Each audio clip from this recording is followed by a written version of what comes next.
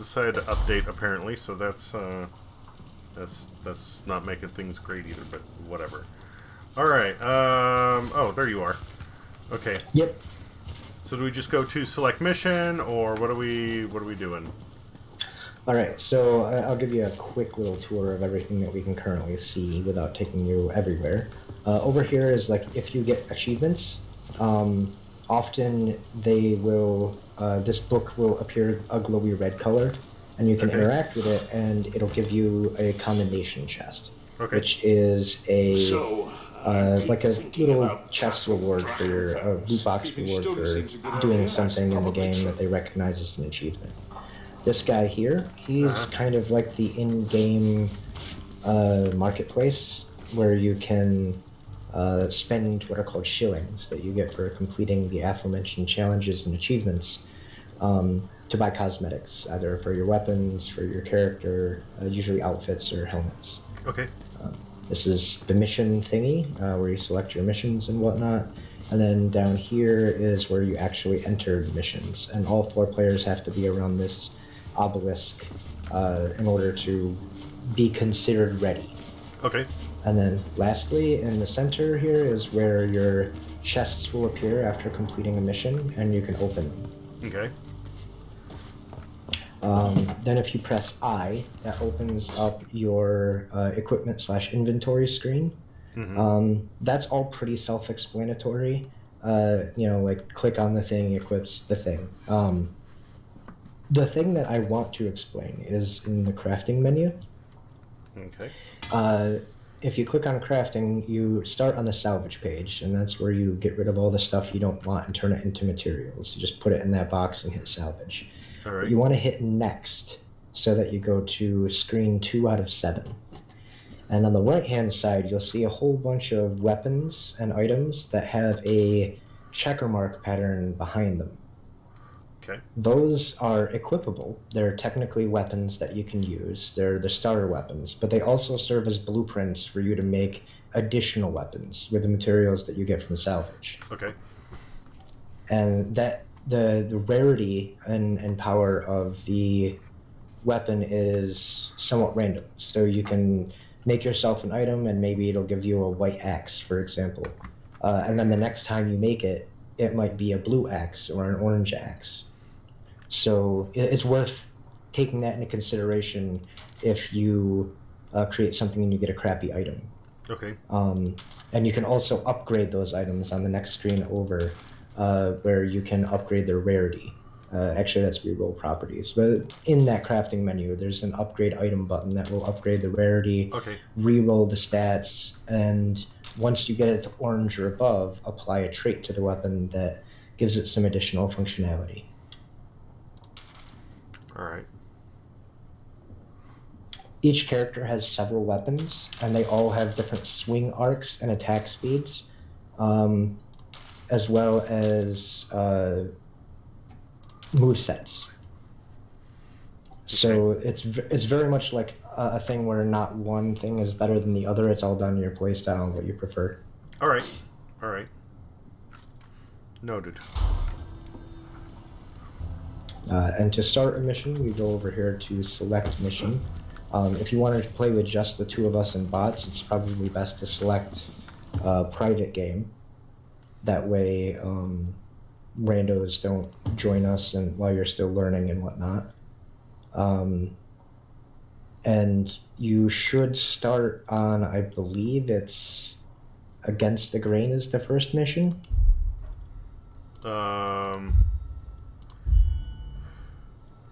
Let's see here. I went to custom game. I Mm-hmm. set private game and host game, since I'm Mm-hmm. always hosting it, right? Right. Then I would go to change mission. Yep, there's on the right-hand side, there is a change difficulty button. So you want to select recruit there first, and then you'll be able to click on the mission button. The one for change difficulty is grayed out. Oh, okay. It has Maybe... change mission though. Okay, we'll try picking the mission. And I currently have Helm Cart and the Curse of Drachenfels.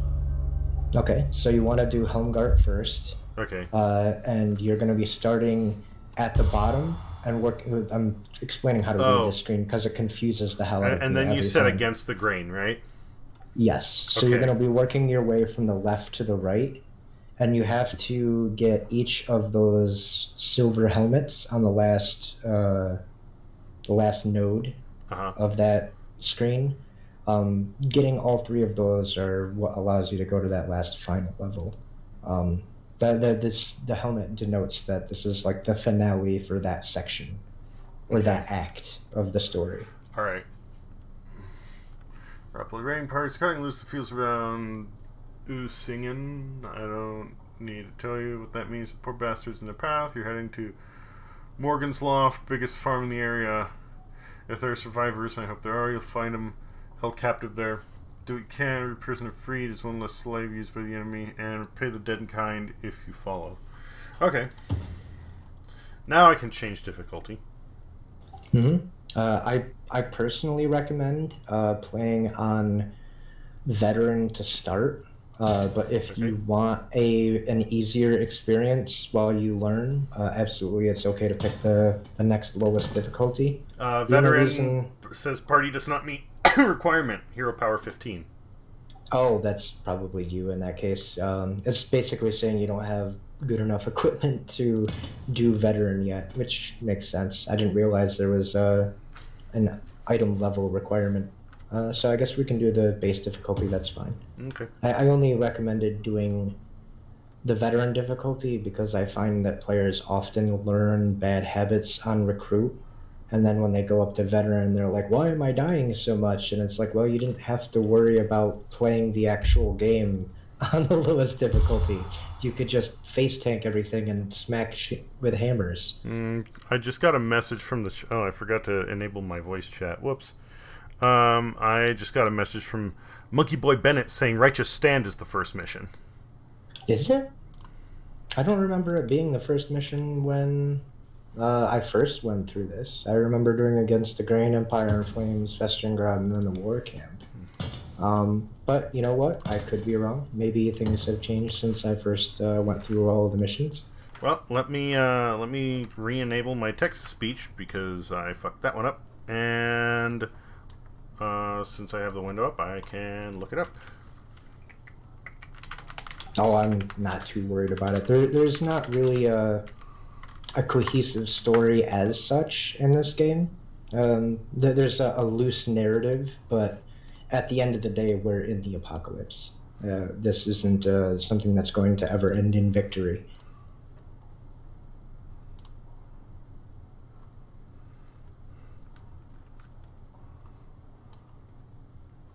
It looks like Righteous Stand is the first one.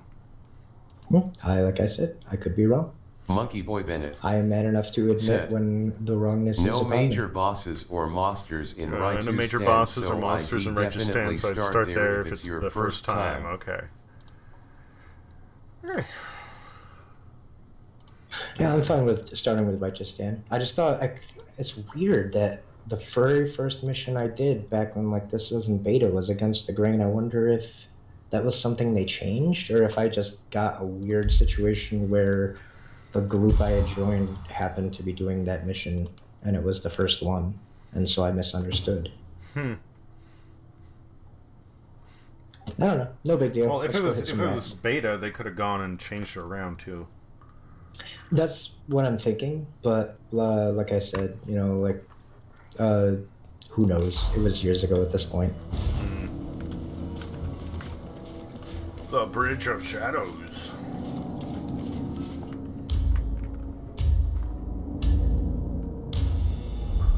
So your AI is going to be a little bit weak because all of the AI's equipment is based upon your equipment for that character. So, seeing as how you haven't upgraded any of your guys, they don't have anything besides their basic stuff. From miles around. Why, you ask? Our friendly neighbourhood magic spy, Alicia, needs to gather vital intelligence on the Skittergate. Figure you could help her out.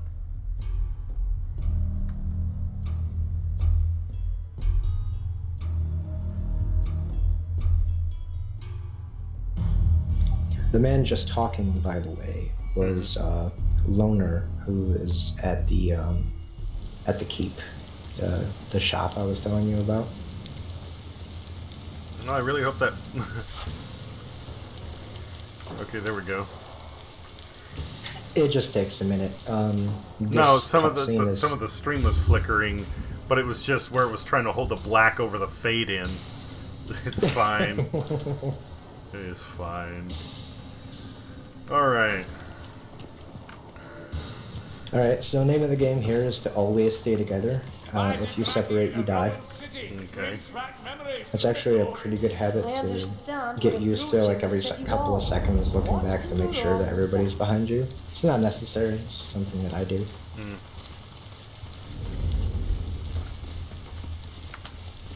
Is there a run key, or do you always just move at full speed? Nope, you always move at full speed. Okay.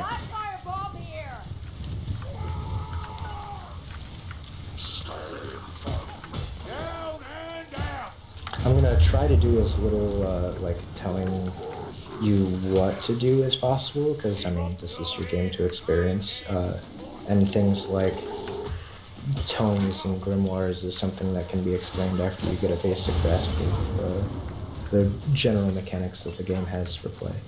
Okay.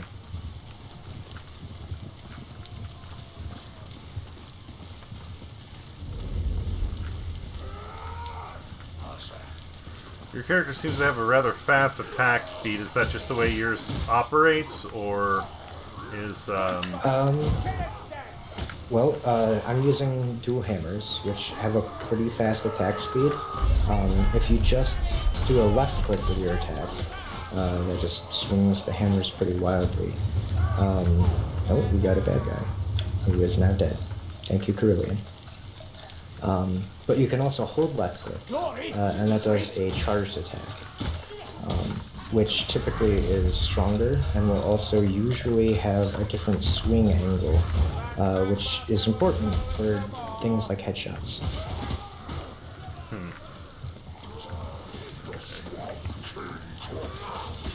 Alright, the charge you cannot hold indefinitely, I see. No, but you can hold it for quite a while. Yes.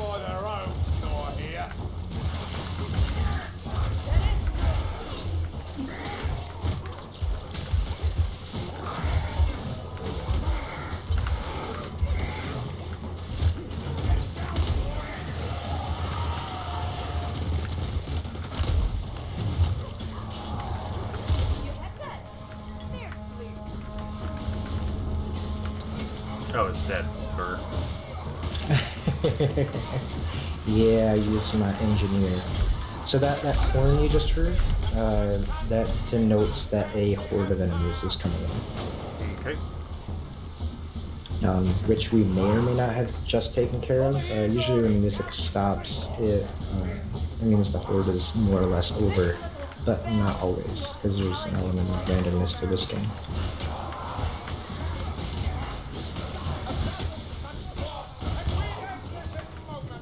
It uses that same, like, AI director technology that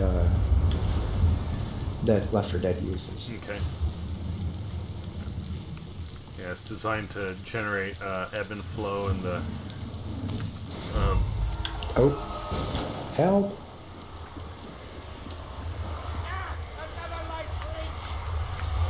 You just gotta either shove him or kill him.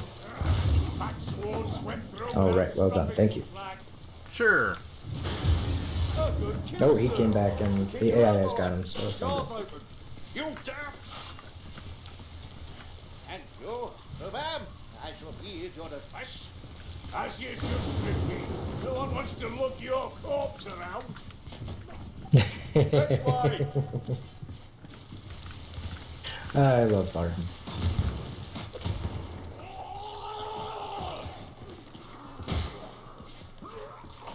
If you want a weapon with a better attack speed for Kruger, I believe the Mercenary can use single-handed swords.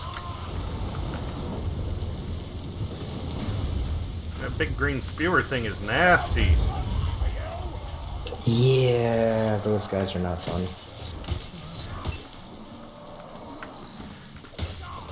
Yeah. Well, there's one dude on the ground who's expecting to just like explode with like chest bursters or something, but no. Just a graphics glitch where he's twitching around a lot.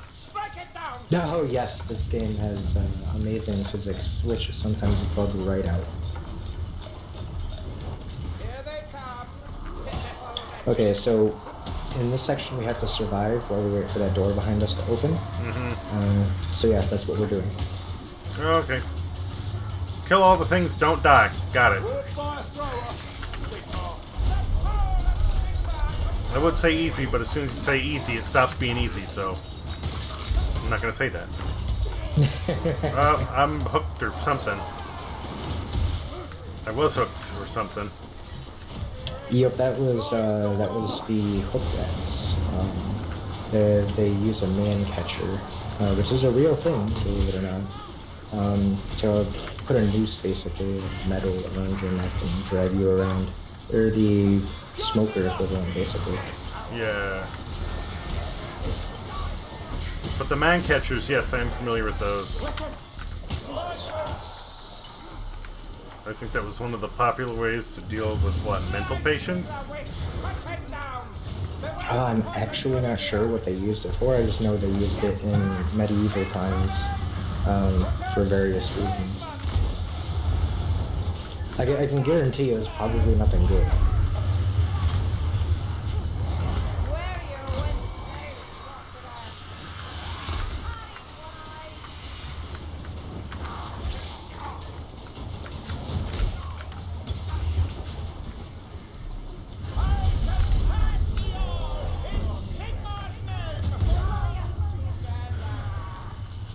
Don't forget to occasionally press F when that purple bar on the bottom is filled.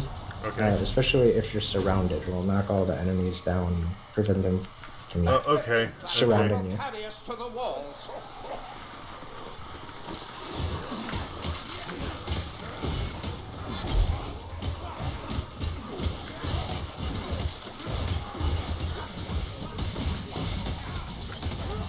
Alright, so anytime you look at something and press T, that will mark it in blue and play a chime.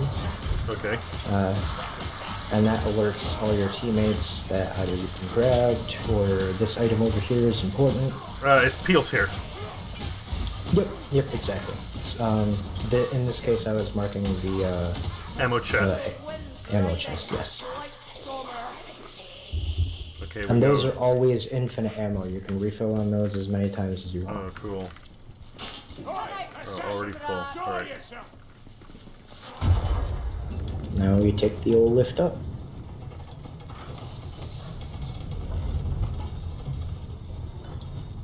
I don't know how much I would trust a lift in a place like this. Oh, you ain't seen nothing yet.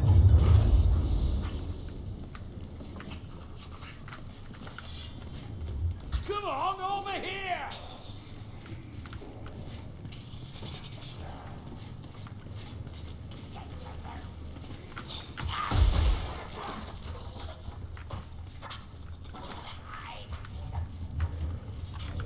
I hear a special here somewhere. Eyes open, light me!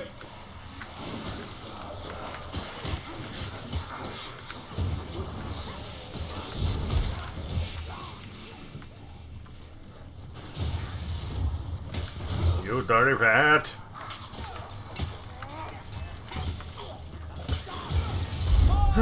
Wonder how many times that dumb joke has been used in here. You know, I actually haven't heard it before. Well, cool then. What's the lamp oil used for? They're similar to like a the gasoline in Left 4 Dead. It's like a can of gasoline. You can throw it on the ground, shoot it. It'll blink at the area and fire. Okay.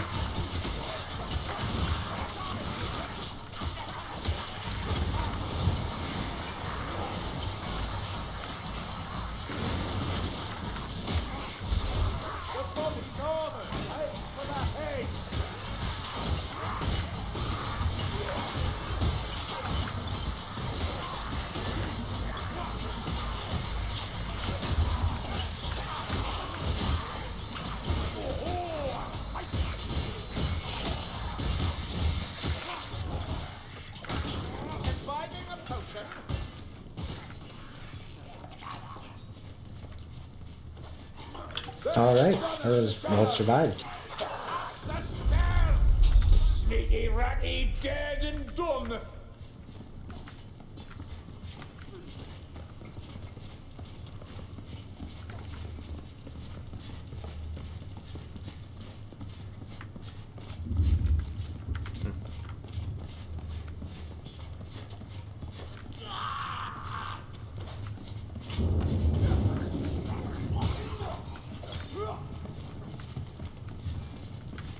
Ash, poison, and a wisp of vermin.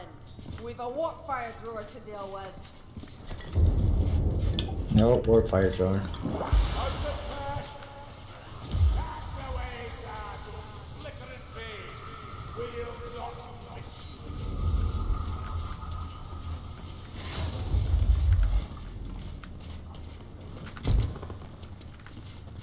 Need anything from the chest?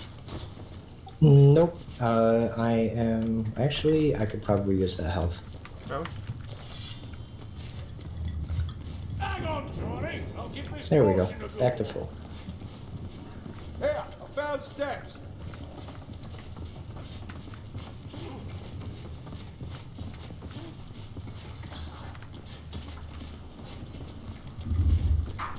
I know that sounds. You watch up them. Arm on forces here, Johnny. Hold your body. Underwater ale's great before a fight. Did the game teach you about block attacks? It did not put me in the tutorial at all. Oh, really?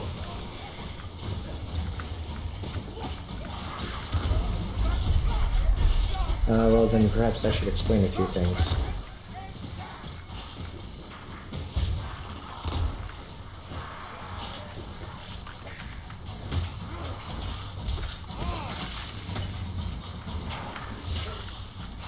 Gas rat, get it to gas rat.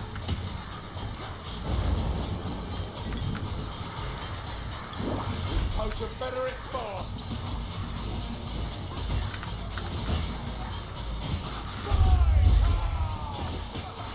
Oh, so my F is just like Fusurta.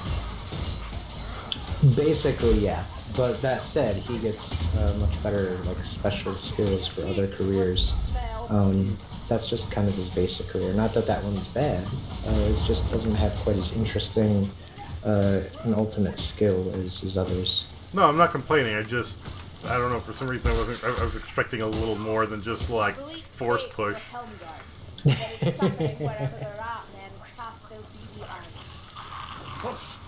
I mean, hey, at least you're remembering to use it. Most players like completely forget that it's a thing. Oh, assholes. What the fuck? Okay, so this is a what's referred to as a patrol, and because they're armored enemies, the only way to Aim take for them the out, head, right? Yep, you have to either aim for the head, or you have to have an item or a weapon rather that is armor piercing, or a few items that just by their nature will go through armor as if they weren't there, and you don't have to aim for the head anymore. I can't fight him alone, Alright. mates. Is that you back there? Yes, it is. Yeah, I went looking for other items. I'm back. I'm back. No worries. I just wanted to. I noticed you were back there. I don't want you to die or get snagged. No, I'm not. I'm not gonna. We aren't gonna Scooby-Doo this shit, but I will stop and just like do a quick like rummage check. No problem. Looks like stairs to me.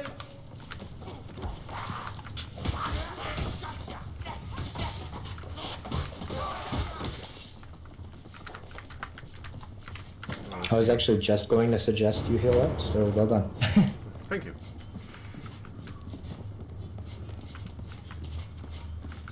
Purple thing.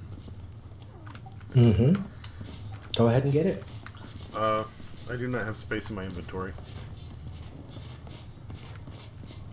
Usually, when you see something like that, it will exchange a potion that you have equipped for a different potion. So you can pick that up or just swap out the potion that you currently have for that one. Is it worth getting? So I have health, speed, and whatever the fifth one is, a balm, it looks like. Potion over here! You have health and a potion of speed. It will replace the potion of speed with the potion of concentration. And the potion of concentration makes it so your ultimate comes back very, very quickly. Okay. So that you could use it potentially even multiple times in a very short span of time. Pop these steps! Kill that globadier!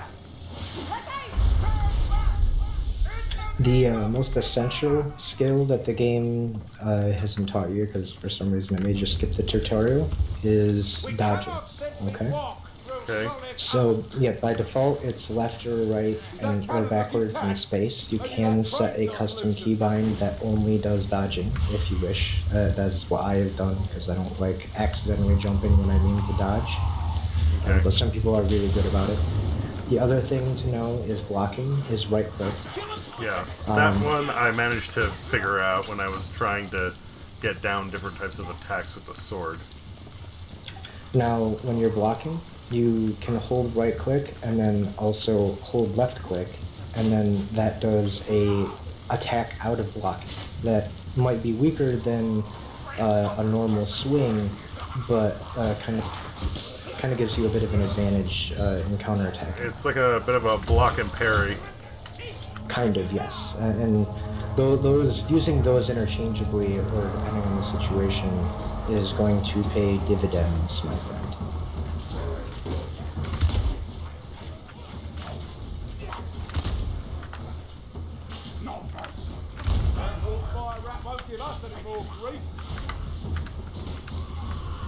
Warp fire? Is that what he called it? Yes, sir. Okay. It's a Warhammer lore thing. I would go into what warp fire actually is, but I am not by any means a Warhammer lore expert, and I'm absolutely certain that I would be giving you a terrible explanation. It's fine. I just want to make sure that I heard him right. You hear that? Rattling gunner. So I first heard warp fire, and I was like, so is this what Mario pipes run on, or?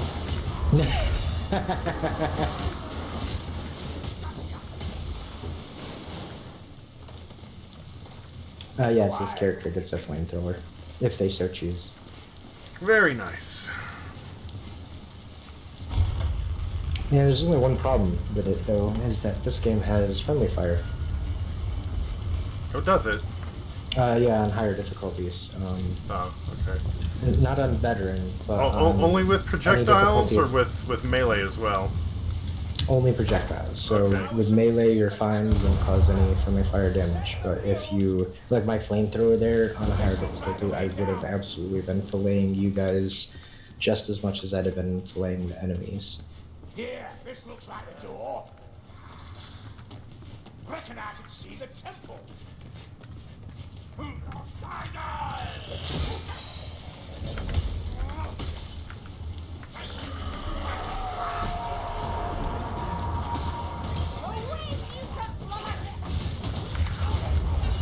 Okay, this is the boss.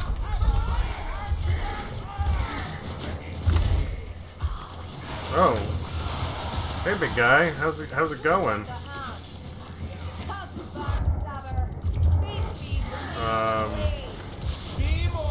Oh, jeez. Oh, you live.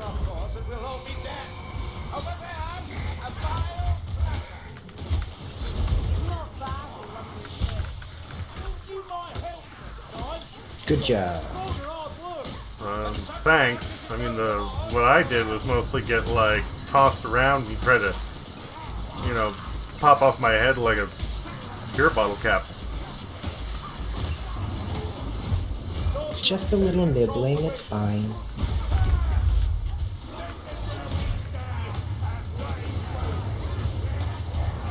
Now, part of my health bar is gray and it's ticking down. What is the significance of that? That is temporary health. So every character has a skill that will give them temporary health on staggering an enemy or doing damage to them. that is sort of used as a health buffer as long as you're attacking enemies actively. Now, The what was same that bonus- green, like, whirlwind thing that was going after me? That was caused by a special. There's a special called a Blightstormer, who you can see just casted a spell from way over in that doorway. That causes the tornadoes. Okay. So we have to kill him in order to stop that casting from continuing. Gotta say, it was it was cool. It was a little different, other than just like you get hit, bang, there's damage. Actually getting like spun around, like, oh fuck, what I do is a lot more tense. A little bit, yeah, especially when you're very close to the edge. Oh shit, yeah. Because you will can be, huh? fall off edges in this game, yes.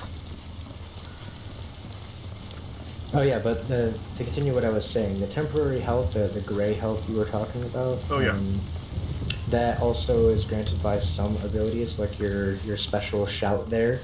Also grants, I think, 25 temporary health every time you use it.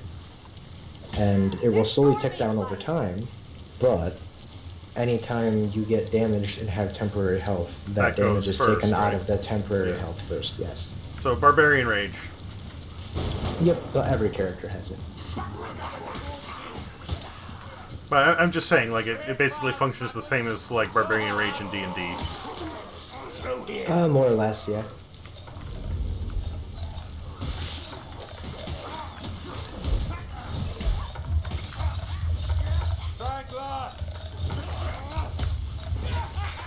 Yeah, take that, asshole. Uh-oh. Thank you. Yeah, no problem. That was Carillion, but that's what the bots do. Well, thank you to her then.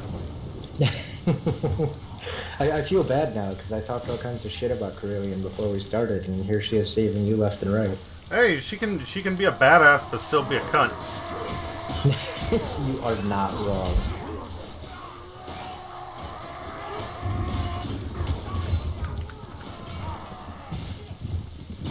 I mean, look at like Falco from Star Fox. Yeah, she really does have that Falco energy. Like, he's a grade A asshole. He'll get the job done. He's not exactly a bad guy, but he's an asshole. No question about it. Smooth flying, Fox.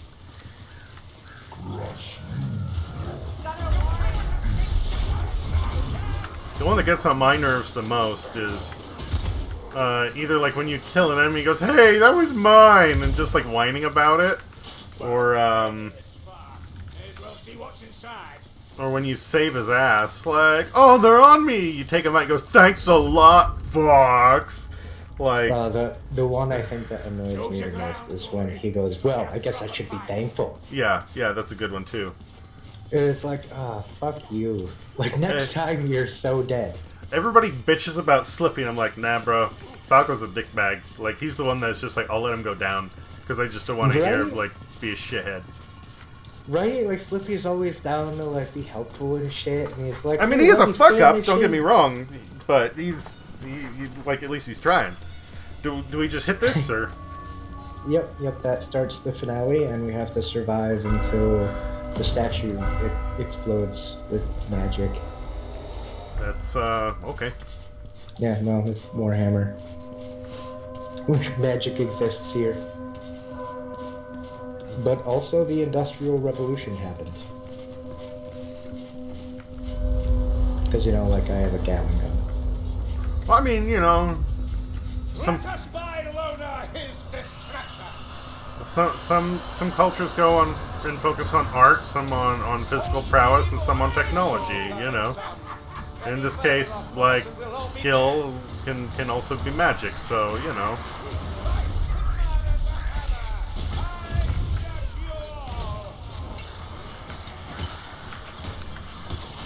I think in between levels I'm gonna have to go and adjust the brightness on this. Because, like, since we're in here and it's all lit up, I can see alright. But some of those areas, like, I understand it's supposed to be kind of dark, But man, I had a lot of problems seeing shit. Yeah, it definitely shouldn't be so dark that you can't see.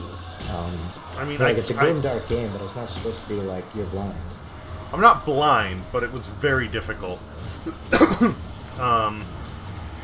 I mean, preferably, I have my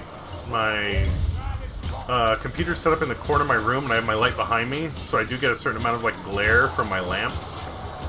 And you know, if it were just me, I would be playing this in the dark, which would go and give like the perfect, you know, brightness balance. I see, but like that's not the case now. No, it's one of those things that is honestly really frustrating because, like, if I'm playing a game in the dark, I can do that no problem.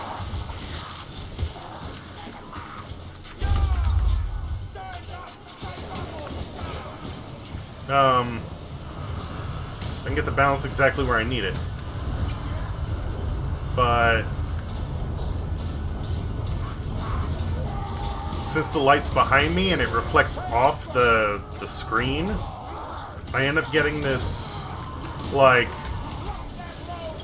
when it is bright enough, I see things, like, totally clear, and once it gets below a certain darkness, just, like, everything becomes a fucking slog. Like, it's binary. There isn't just a slow gradient of, like, oh, it's getting darker. It's just, like, I can see all right, and then suddenly my eyesight is garbage.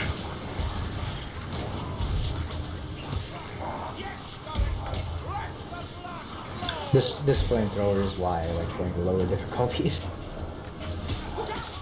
I can't really use it much on higher difficulties because there's so much friendly fire and it's so difficult to use, but I can fire it with impunity on lower difficulties and it's so fun to use.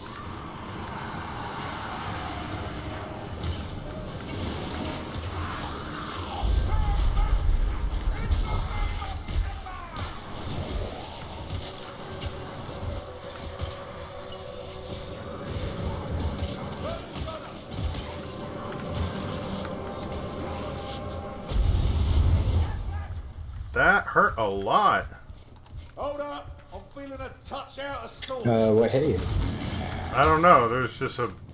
Oh, door's gone. I mean, that big explosion just now I don't know about was the not plants, Swarm, anything but that should have I'm hurt thoroughly you. distracted. That sure seems like what it was, though. No, maybe something hit you as that went off, because that kills all the enemies. So Yeah. So you're just So going maybe downstairs now? Yep, in fact, you don't even have to go down the stairs, you can just jump down. Because if you end up, if you're in the safety end zone, you don't take damage. So, yeah, you can just jump down there and not take fall damage.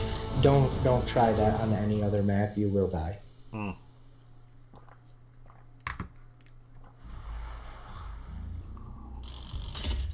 Alright, so to give you a quick explanation of this, you'll notice that it says tomes collected in loot dice. Loot dice is something that's shared among the entire party when they're picked up. They typically drop from bosses, but they can also drop randomly from loot sources like chests or be found randomly around the map. Okay. And tomes are books that you can carry in lieu of a healing item. And what they do is they act as a party-wide bonus to the luck at the end. In that screen you just saw, which is a game called Renault's Bones. And the level of the chest is largely determined by how many tomes and grimoires that you pick up over the course of the mission and manage to survive with, as well as how many loot dice you manage to acquire over the course of the mission that will also upgrade that rarity. Okay. That said, you should have a chest now to open.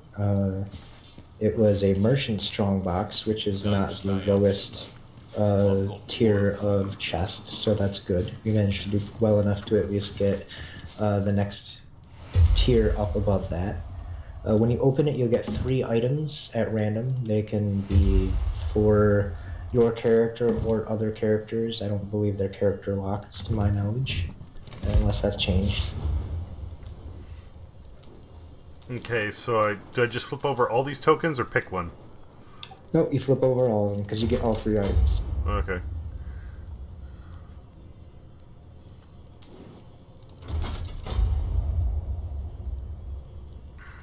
textures on these things look weird.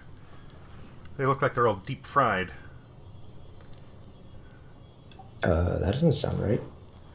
Do you know what I mean with like deep fried JPEGs? Oh, okay. Yeah, I alt-tabbed to the stream to take a look, and yeah, they're off since you yeah, got that's back what from they're supposed to look Castle like. Bracken. But they look strange for some reason. I'm not sure why. Let me open a chest here because I got one from that too, and I can compare. Were they all moving when you first opened it? Yes, they were. Okay, so they stopped moving eventually. No, yeah, they look exactly like they're supposed to look. I guess I just didn't remember how not so great they look in the tooltip. I mean, it's fine. It just was something I look at it and I go like, that's a little weird. I remember you were saying something about wanting a faster weapon. It might be worth trying out one of the other weapons that you should have available for Kruber. He should have started with a few of those blueprint weapons that I told you about.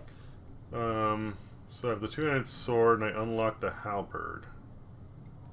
The halberd's considered very good. It just doesn't have wide sweeps. So, like, horde control, not so great, but in terms of killing those armored bastards who are really hard to take down otherwise, is pretty top-notch.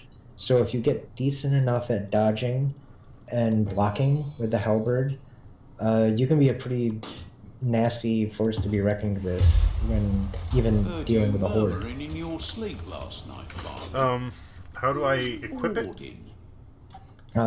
You hit I and go to your equipment screen. You click on the slot, which the two leftmost slots in the center of the screen will be your melee weapon and your ranged weapon, or two melee weapons, depending on the class. Once you've clicked on one of the slots, on the right-hand side, you'll see your repository of items that you can equip on that slot, and you just click on any one of them, and it'll change it. Yeah, I'm clicking on it, and it's not letting me swap the halberd.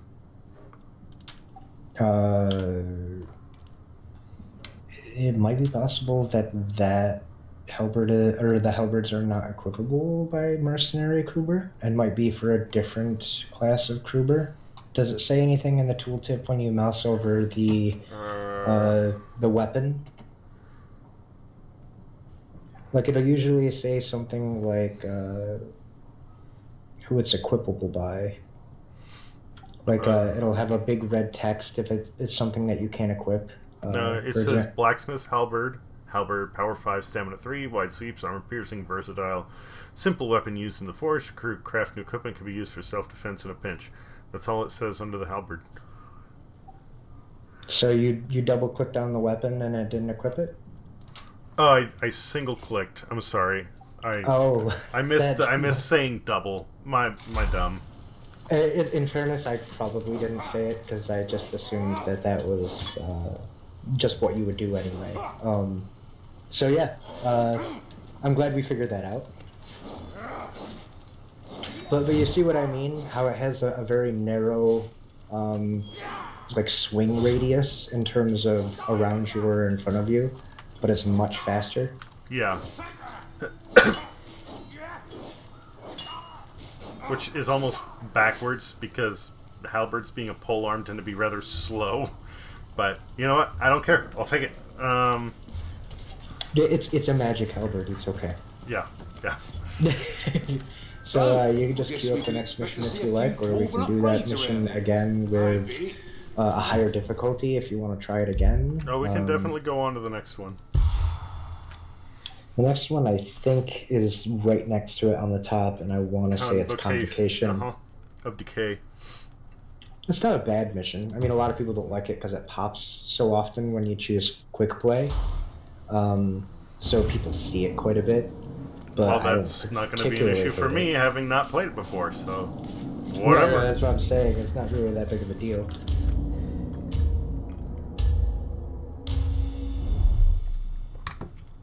Listen up. I'm hearing that the auspice of the Shining Sacrament has received unwelcome attention. Chaos sorcerers, and maybe something worse. There's something extraordinarily wicked in the works, so get down there and put a stop to it.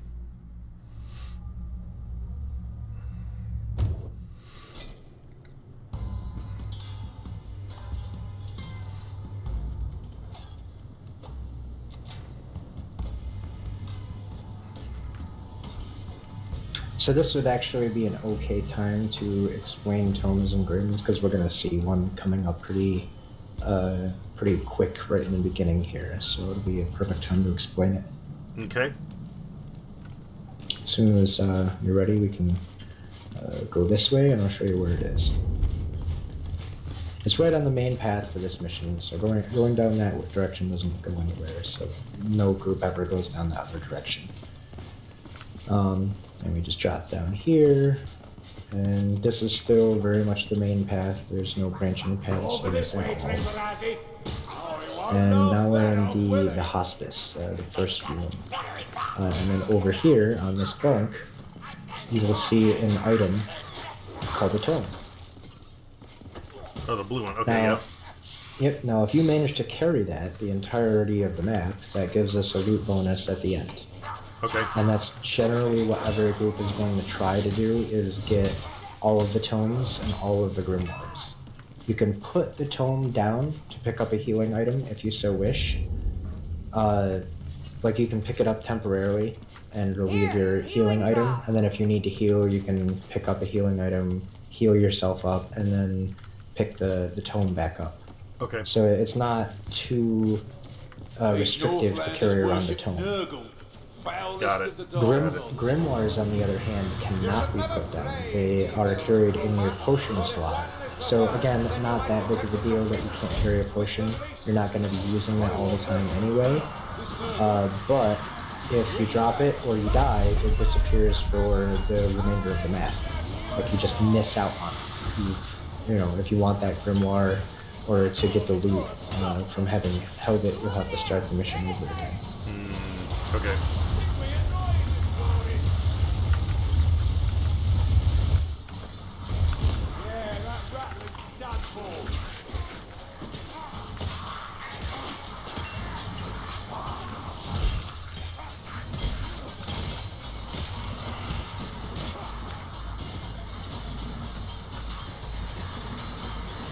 We got some coming in from behind us too, careful.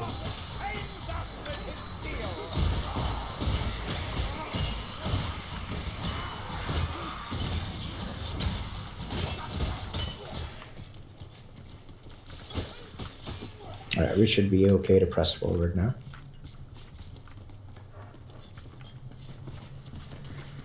The one thing that's bugging me out about this is not having a run button. I keep wanting to press shift to go faster and nothing happens. I'm like, These steps go downwards. Yeah, it's part of this game's like strange adherence to semi-realism. Oh, this is not a good place for a boss.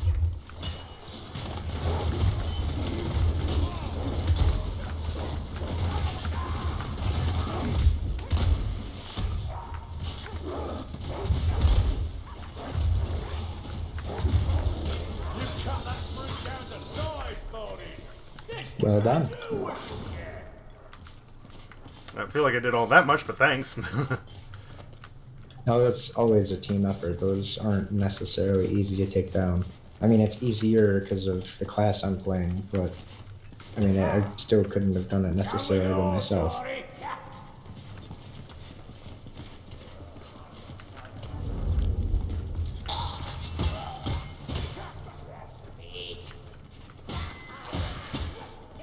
What sort of cure is a cave? Got some healing over here if anyone needs it, which it doesn't look like anybody does. I already got used mine and got a med kit, so Especially down below.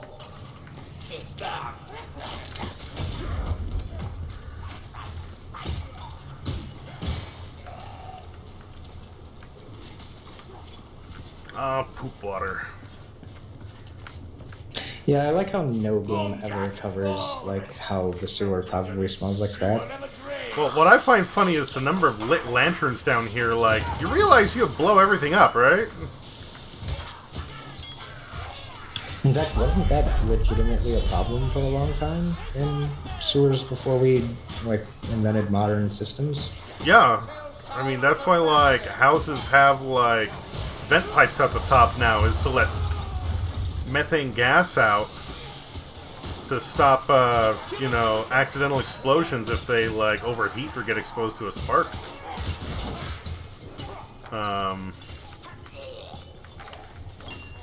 I think there was, what was it, in Avengers, when Kamala is going through the drainage way, she is talking about, like, how gross it is, but it's a drainage way, they don't call it a sewer, right? Mm-hmm. So I was like, alright, you know, I'll give them credit there. Yeah, I think it's this way.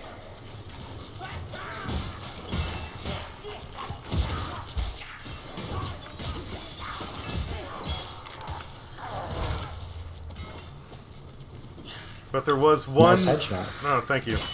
There was one movie that was, If you use that We're going that way, mind okay. where you throw it.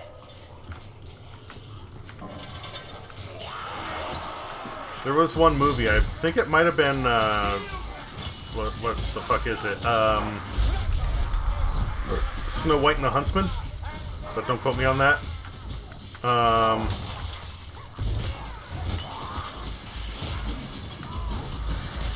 Where it's like, you know, oh, we're gonna need to sneak into the castle. Well, you know, how can we do that? Well, we can go through the sewers, but, you know, the sewers are small and tiny, which means the dwarves are gonna have to do it. So then it shows them going in through the sewers to, like, sneak in from the inside, you know, to open the castle gates. And they're waiting, like, waist deep in the sewers, holding up their weapons. And one of them says, oh, yeah, be heroes, they said. Save a princess, they said. But did they mention we'd be knee-deep in poo? No. That is great. And I was like, you know, credit where credit's due. They actually acknowledged what a fucking sewer is, so... Alright, so this is a puzzle. This game has puzzles. I'm not a huge fan of them. This is like their gameplay mechanic of showing you like how the puzzle works. Yeah. Press wall stone, open door. Uh-huh. In the next room there's 3 of them. Okay. What's more is, and this is something we'll try to figure out now for the sake of brevity, but there is either tome or grimoire, one of the two, I can't quite remember which at the moment, that can be obtained by putting in the wrong combination. It won't open the door forward, but it'll open a secret passage. Okay. That's something we can figure out like another time, but the actual passage has to be opened by using the symbols on the door. So the first symbol here is the diamond symbol, or upside down triangle. Okay, should I press that now? Go ahead and press that button. Now we will have to survive for a minute while a horde kind of annoys the crap out of us. And then we can look at the next door once it's open, because there's 3 of them, and decide what button to press next. In this case, it is the one with a circle and 3 lines underneath. Kind of looks like a spider. Metroid? Yeah, like a little head crabber. Yeah, Okay. Metroid.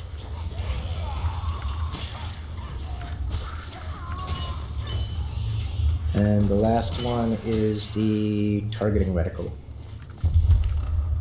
Alright. Oh, the... Sorry, elf lady. It's about Oh, that's fine. time. Nobody cares about When I Korea. was dying of old age in here. Least of all me. That's no natural way.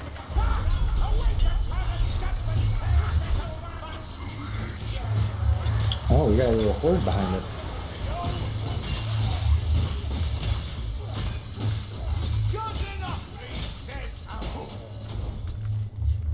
Nope. Is this guy glitching for you too? I don't even see a guy there. Oh, yeah, there's a body half pitched to the ground there for me who's doing a little belly jiggle.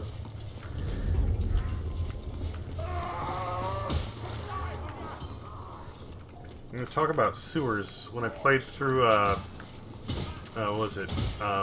Batman Arkham Asylum. There were 2 guys that I took down that were hiding out in the sewers. Let me patch my wound. And, just like 2 of the inmates. Oops. And,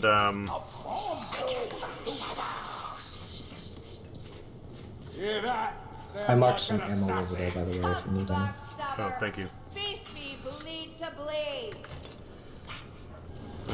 My ammo's full, apparently.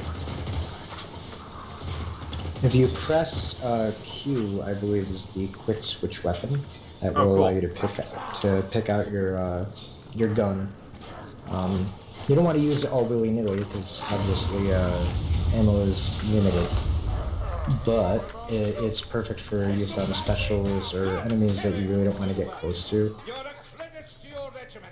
Like those berserker guys with the 2 axes, they're a bad time, Timmy. Oh yeah, there's one right here. Like, you don't want to deal with one of these guys. They swing incessantly and will not stop or be stun locked. Well, somebody hit me in the butt and knocked me in, so I got to dance with him anyway. Oh, there's another one. They're fairly easy to kill, but if they get on top of you and start swinging, you just basically have to block and try to get out of range of them as quickly as possible. Okay. Or just shoot them with a shotgun.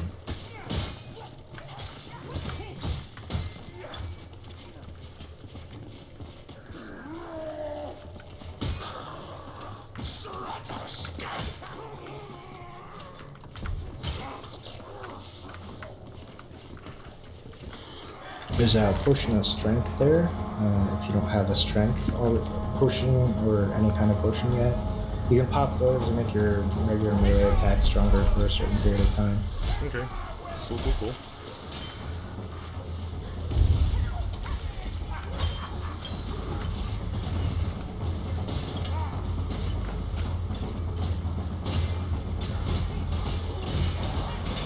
I was just totally where the action wasn't. Sorry about that. No, you're fine. That's the thing about these rats. They did a really good job with the AI. They kind of act like you expect little rat people to act, if that makes sense. Like they sneak up on you and do a lot of ambush style attacks. They don't always fight you directly. So you'll be like walking around after finishing a horde, like we just finished for example, and you'll get 1 or 2 little guys who just sneak up and stab you in the back. And that's not a terrible thing on lower difficulties, but on high difficulties that can easily represent half of your health. I just meant that, like, as the horde was coming in, Strangler strangles no more. as the horde was coming in, they were coming in on one side, so I was like, oh, I'll just circle around and start dealing with them. And as I circled the bridge, they climb up the wall and start engaging everyone else. I'm like, okay, I'll head back, and then, like, they're all dead, and then they're back in the creek again. I'm just like, okay. Down here, Lecan. It's okay, you can kill your next rat.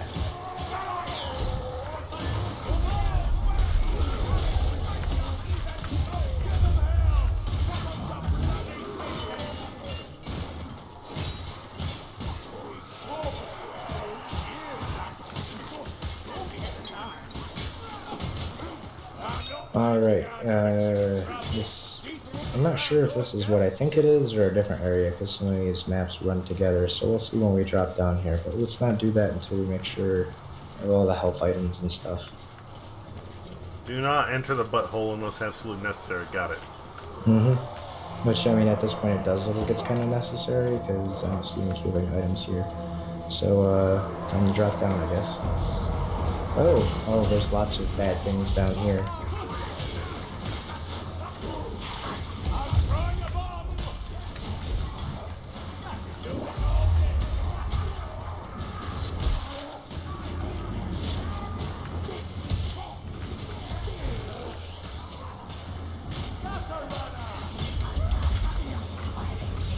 Kill, sir.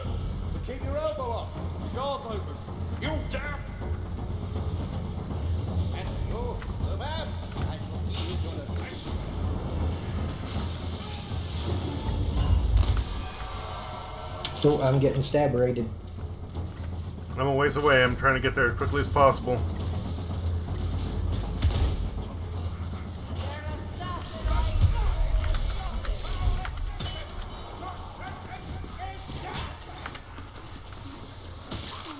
You doing all right?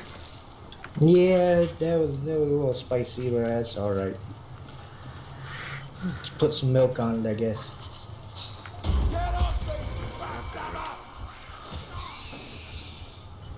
Thank you, whoever was CPU.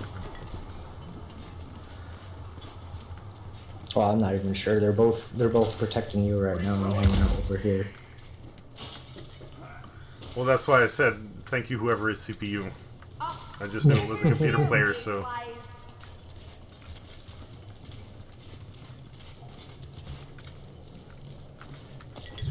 I'm just hesitant to give Brilliant credit for any reason.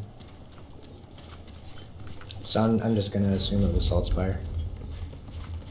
That'll do. More ammunition. Ammunition and health over there.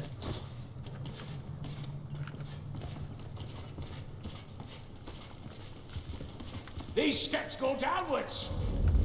Ah, yes. I was confused. I thought they might go upwards for a moment. It's funny you say that.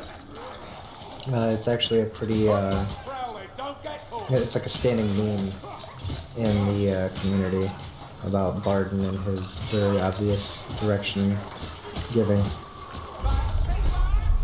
With Barden, you either get these stairs go up or these stairs go down, and he's right either way.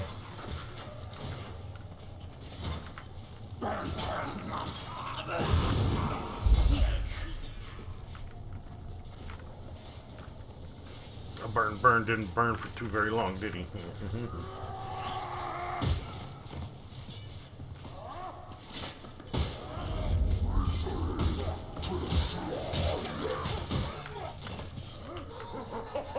So how's that halberd working out for you? Good. Good.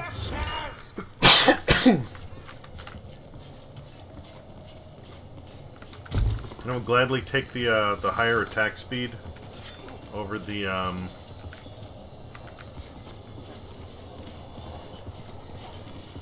Down. That's the way. The swing arc? yeah. Because honestly, the swing arc is kind of hard to tell, like, what I'm trying to hit anyway. And it's just kind of like, you go swish, swish back and forth, and you hit everything in the arc. Woohoo. The halberd has, like, a diagonal swing, a poke, and then a downward swing. So depending, it still isn't like... It isn't like you're a spear. You aren't just standing there poking with it, you know? It does still have a certain element of an arc to it. Alright, we got a horde coming in behind us. I'm gonna use my special on him. Cool.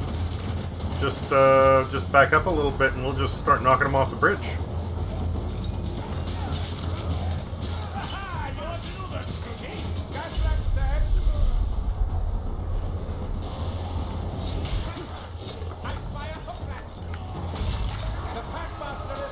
No, thank you.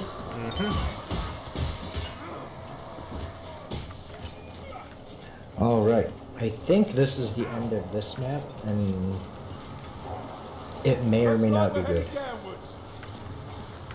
There's one mission that looks like this that I hate, and another one that's not too bad. This one actually is the good one. This one is not too bad. The objective here is we have to stay in that circle in the middle. You see like a green puddle? And how there's a ring on the outside of it that you can stand on. Okay. We want to stand on the outer ring, and by standing in that ring, we interrupt the sorcerers from the spell that they're doing. Okay. So basically, stand in ring, don't die. We're weakening the ritual just by standing in a circle. Now all we have to do is survive. But don't go in the goop in the middle? Yeah, I mean, it slows you down. I think maybe on higher difficulties it does damage.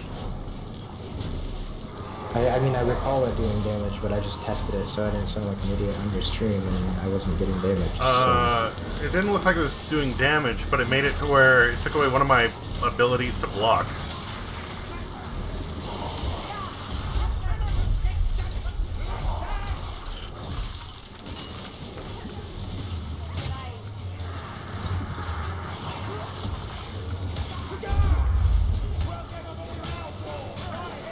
One thing I have noticed, like, on a personal level, for games that I play that are first person, if I have something that is like a melee, it can be really hard to judge how close I am to hit something if it's swinging in an arc. But if it's a jab, for whatever reason, I do tend to have, like, I don't know, it's easier for me to calculate. So that is something with the halberd for me that does make it a little bit easier to manage. You know, who you might like gameplay. Yeah, let's try words again. Sean talks, sticks to. You know who you might like to play as instead of Kruber, like would jive with your playstyle? Mr. Saltspire over here uses Rapier as his main weapon. Yeah. So he's all about the stabby stab, and then when he's not stabby stabbing, he carries a coat full of flintlock pistols. So he can rapid fire, but it's with many pistols, not one pistol. He just like fires the pistol and then drops the spent pistol on the ground and then pulls another one. So he has like loaded. derringers then. Yeah. Well, in this case, they are flintlocks, but I guess they function more like a coat full of derringers. Quiet won't last. You see a rat or a northland, just sing out.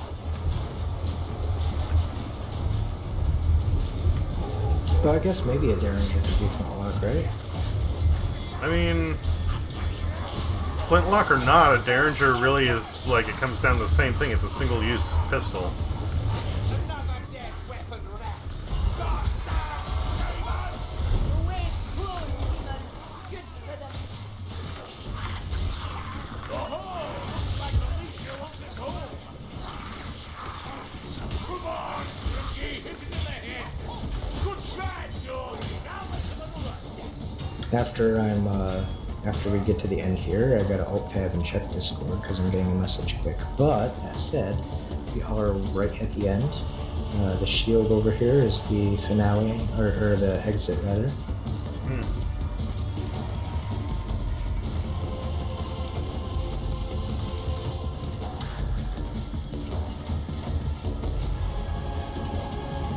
Now, the one that I thought this was is one where you have to go through 3 areas and destroy like 13 little pustules or whatever. Okay. And it's just an awful mission, and I hate it. I seem to always get it whenever I play this game and like choose a quick play map, and I end up on that one, and I'm just like, ugh.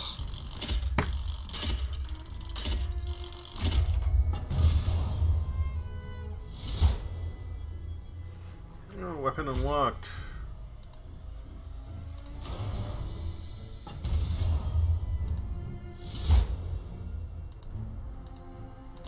Oh, what'd you unlock?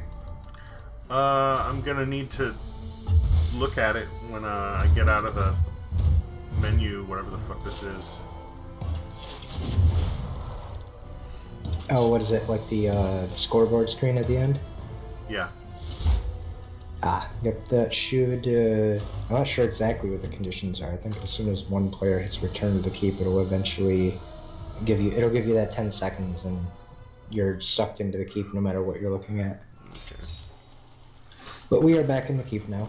And gotta go check your thing. A fine day. Yep, I already did it with somebody asking me why I was playing Warhammer, or they just said Warhammer in the message. They didn't really elaborate on what they were trying to say or ask, so I'm just gonna leave it. Like, they just said Warhammer, and there wasn't even a question mark, so I guess they just noticed I was playing and was commenting on it or something.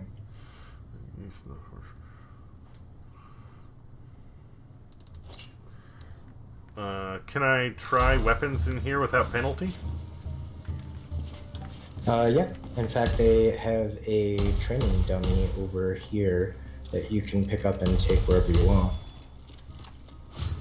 If you hold right-click with that weapon, it will spin up the barrel and let you rapid-fire it. As almost like a shotgun.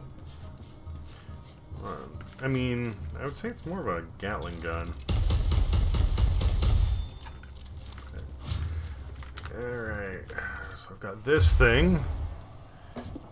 We each have our own, like, thing that we open in the center pedestal, right? Like, if I'm opening stuff, it isn't going to, like, take from you, is it?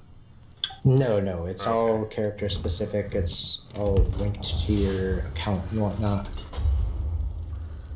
Squire's Ring. The something hidden sun and crux of the puritanical ideal. Okay.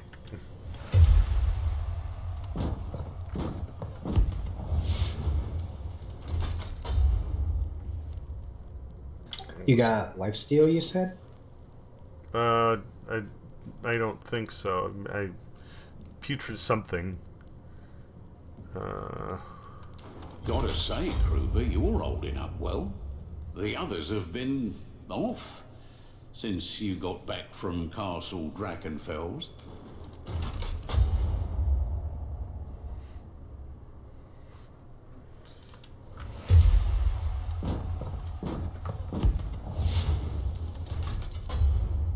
What did it say?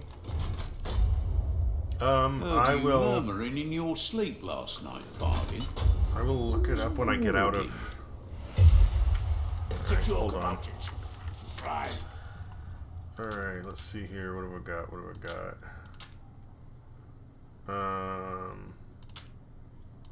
I figured it was just like another piece of equipment.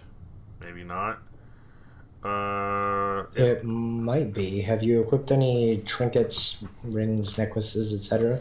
Not yet. I'm going through trying to find it, but I'm not seeing it. It looked like a it looked kind of like a jewelry box. Okay, that's very likely a trinket. So you can do it one of two ways. Up at the top of the equipment screen, when you hit I, there are small icons. One represents melee, then ranged, then your necklaces, charms, and then your trinkets. Yeah, and You I can have also- like 3 different necklaces, and then the one that I started with, but it's not. It's not any of those. Ring, Squire's Ring. It should be. It was. under Oh, it was. trinkets, It was I a think. necklace. It was a necklace. Crux Okay. of the puritanical ideal. Sorry.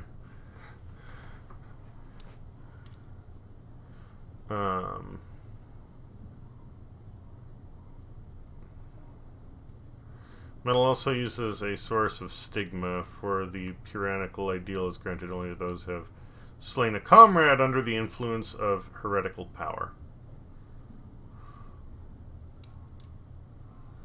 But it says power 18. Like, is it a bad thing for me to equip it then? No. In fact, all of those descriptions are simply flavor text. Okay. They don't have any indication about the quality of the weapon or the stats on the item.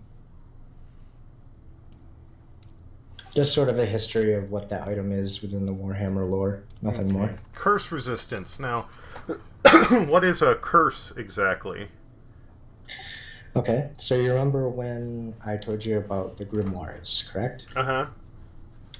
In addition to not being able to put them down and losing them if you die, they also reduce your health by a certain amount for holding them. And that's a party-wide effect. So if one player picks up a grimoire, all of the players in the group get Take their the negative HP. status effect, okay. Right, it reduces their max HP, not their current HP. Correct. So your HP will be reduced by a certain percentage. And the percentage that your HP is reduced is based upon how much resistance to that curse you have. So the higher your curse resistance, the less those grimoires are going to hinder you as you try to complete missions. Alright.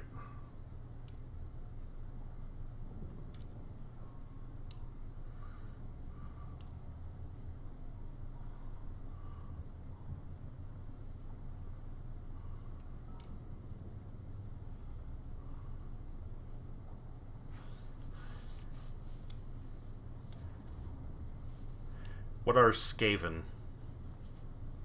Skaven it's the in-lore name for the Ratmen. Okay. You, reckon you could teach me the engineer's trade? I've always been good with my hands. Serious is all.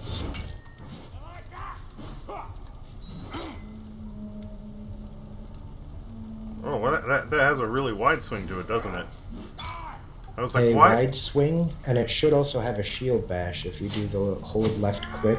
Yeah, but no, I'm like, I was surprised. Like, I was going, why is he swinging down and then just stopping? And it's because I'm like actually hitting the stone in front of me.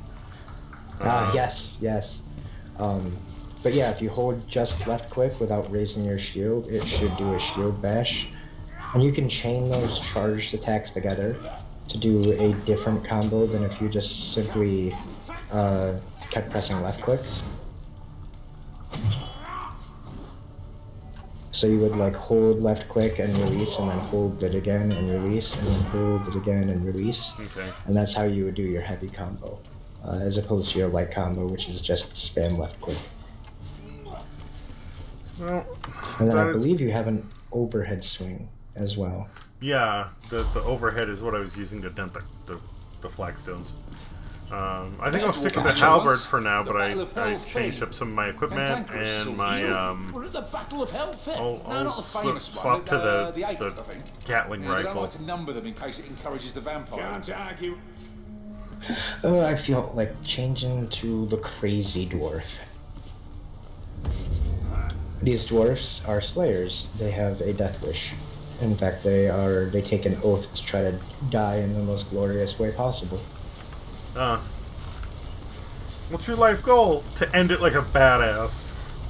Yes, that's why slayers are amazing, and they look like this. Yeah. It's like, man, I'm trying to come up with like an analogy to describe them, but I'm falling short.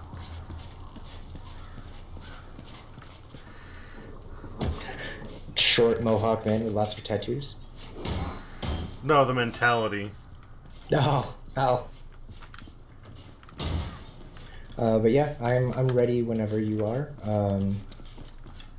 You can just select the next mission or whatever, and we can continue onward. Hunger in the dark.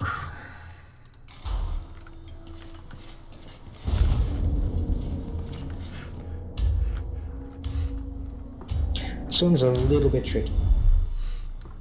There's I this. also don't know it very Vile well. trolls ain't natural. Rot blood sorcerers are using some kind of altar to churn them out. Or maybe I'm And it's thinking of a up to different you one. to I was thinking of disrupt one where you the have to, whole like, operation with a escort bloody them. big No, bang. this is the one. You have to escort a That's minecart right. through a It'll dark take mine, black and it's a powder little bit to of a get pain. the job done. I know there's more than enough fireworks laying around in Dreistungal mine, so use what you find and put an end to this nasty business.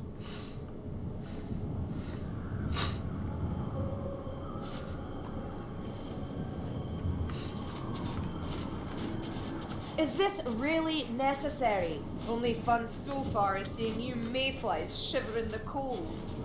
Even before this vile troll business, Dreistunkel mine was shunned by the rebels. Well, the world has enough horrors. Let's stop more from being created down below. The latter? What's wrong with a lifting platform? Barton clearly doesn't like ladders. Ah, fuck. Right, leave me alone. Help prove it up, will ya? Oh, yeah, ladders are a pain in this game.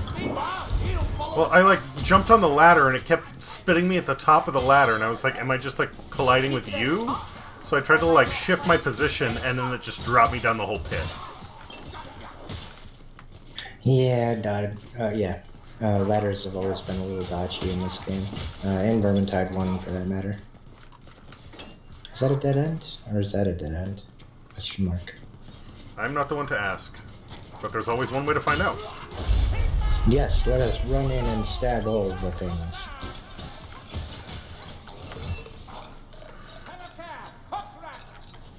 Master done.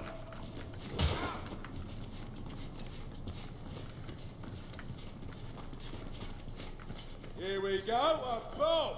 Nice! That's a stunner!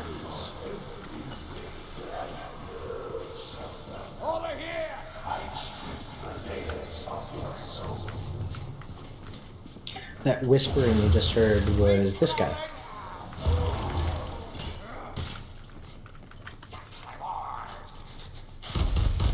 Every special in the game has a tell, and that was his. Okay.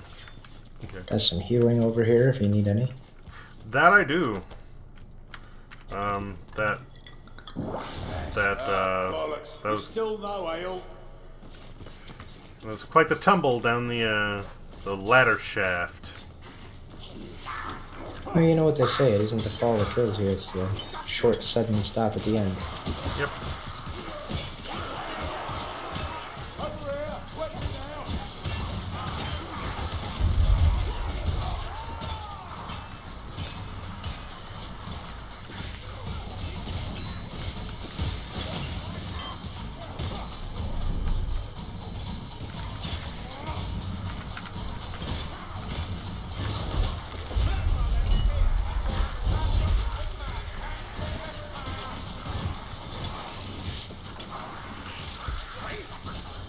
Keep up your aim. Mine gave us slaughter. Kill that fire. Were you guys behind me the whole time? Keep going, Rocky. You might hit Huh? So were you guys like behind me the whole time, taking care of shit behind me? I guess so. I had a bunch of guys on my end too, so I couldn't look around and see what you guys were up to. the gunner is slain. I really don't move that fast while my Gatling rifle is turning, do I? No, that's the limitation, is it's like you can use it that way, but it's going to eat through your ammo quick, and you're not going to get a lot of mobility. Alright. Oh, that's fine.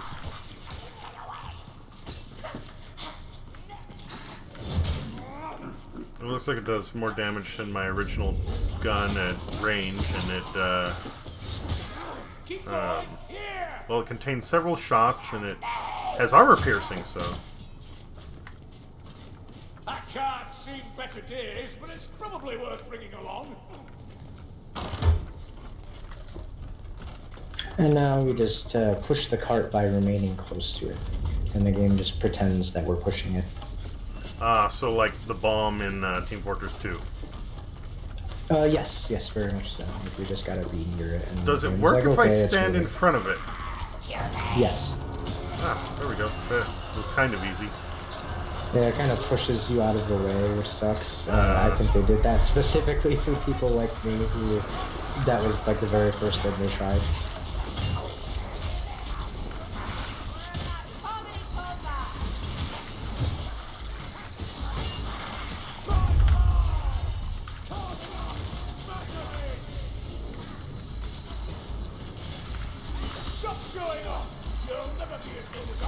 Okay, so we have to like grab these barrels and throw them into the carts and take them with us. Alright, I'll, get there as soon as I can. Oh, that's the thing. Those guys are gonna keep coming. So you're gonna have to fight and move. Yeah, well, I went to go take out one of the big, like, flamethrower fuckers, and then a bunch of them popped up and got me stuck back there for a hot second, so... No worries. I came back to make sure that you had some backup. I try to operate at least in teams of 2.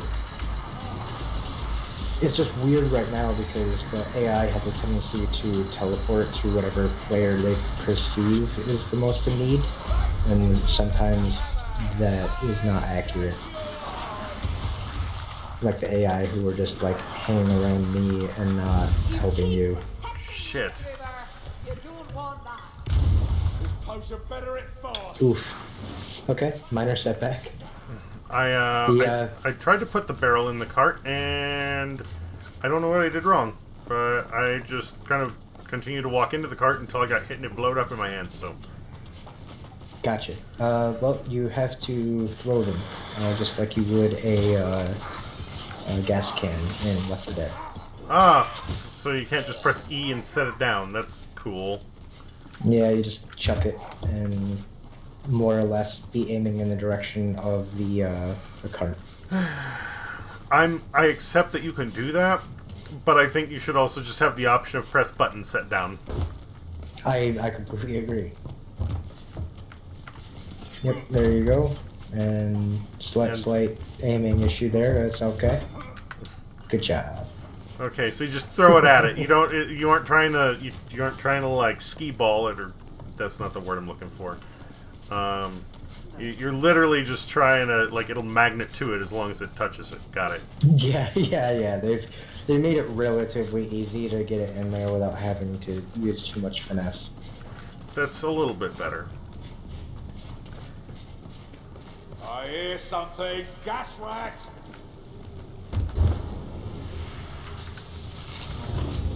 And now we got her all set, and we just pull this lever and follow the cart. Gravity works for us, so don't lose sight of the cart. I'm coming. Yep, I was just checking behind me, that's all. I could hear a hook rat, so I wasn't sure where he was. Well, what's-his-face said a gas rat, and I was keeping eyes on a green glow trying to make its way over. Yep, there's the hook rat. And it snuck up behind us. You two AI people okay?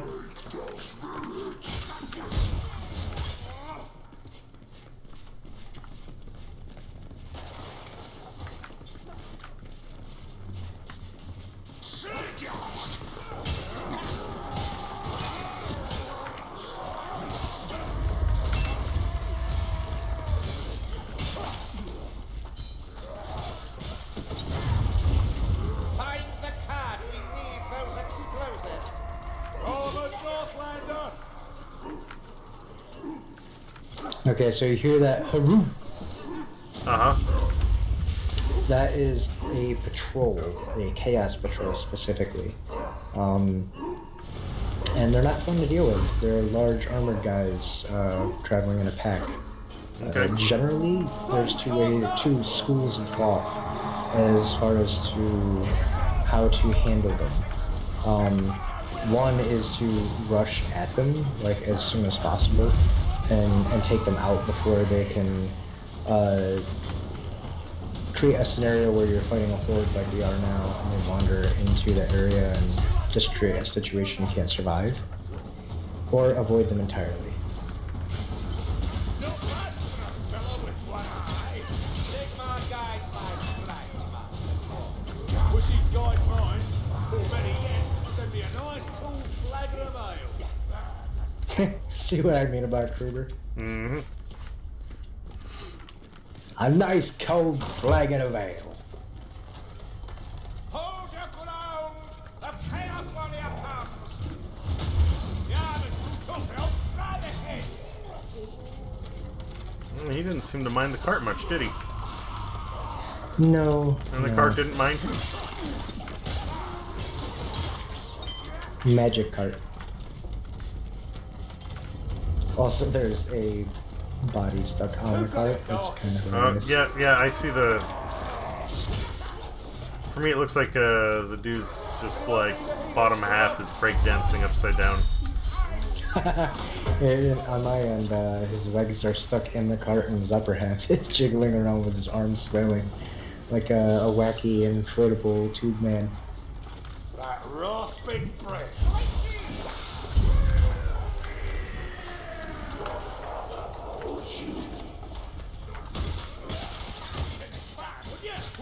What do you think the health potions would taste like?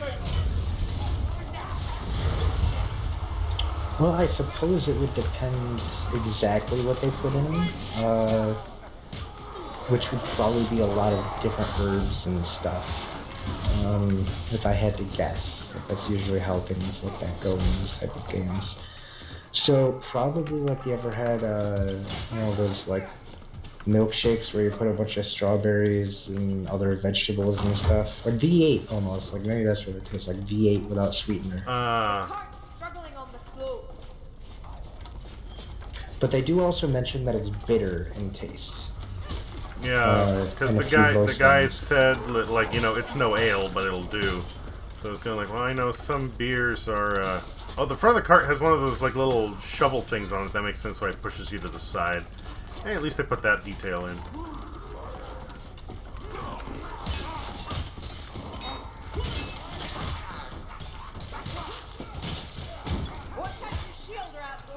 You can see what I mean though about like not being a fan of the darkness in this game. Yeah.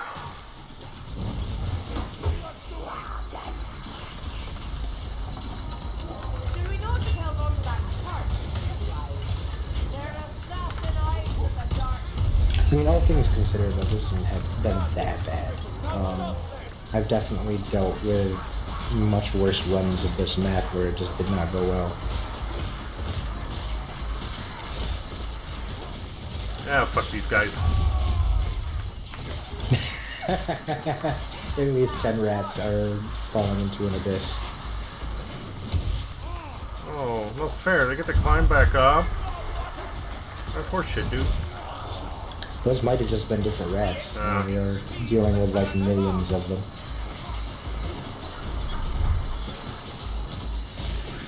Oh, there is an actual platform down there.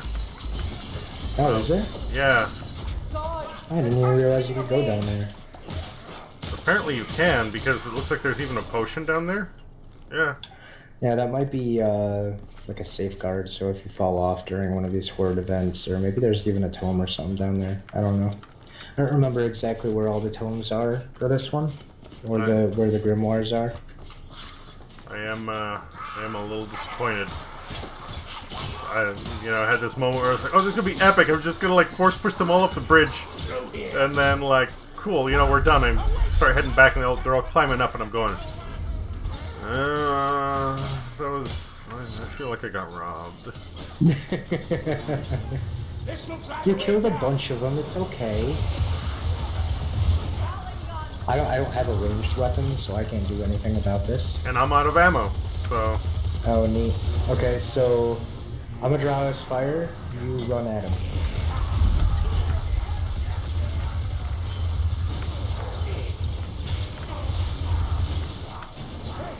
Well done. Cool. Thank you. That's actually like just how you're supposed to handle those guys, because they I know if you get up on here or something, there's a thing. Maybe it's up ahead? Question? Yeah, I actually have not seen like any ammo resources this entire. Idiot me! I should have jumped off the like little side bridge and saw if there was one down there. There's one right here. Cool, cool, cool. Also, the Ravaged Art, if you pick that up, that is paintings that you can hang and keep. Cool, cool, cool. It's an ammunition stash. I can't remember if you have to get a certain amount before you get the full painting or what, but I know they are not the paintings.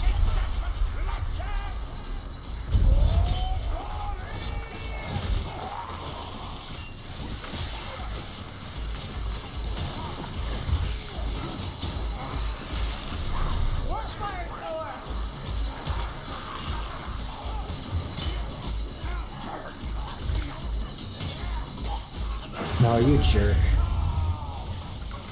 This flamethrower guy decided to jump up just as I was trying to jump and do some platforming to get to a thing.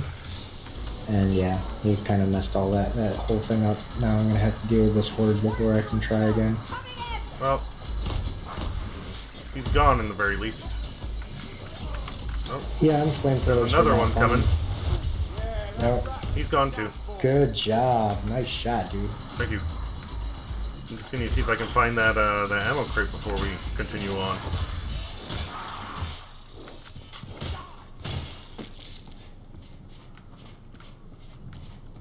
Got it. Alright. Yeah, we didn't really move too far from it. And I got the thing I was trying to platform for, so we're good to go. Okay. There was a tome up on the ledge over there. I can show you how to get all of those sometime, or you can look up a video or a guide or whatever. They have like full guides about how to do all full game ones and shit. This is a really bad spot for this guy. Oh, I got ganked. Oh. Thank you, whoever that was.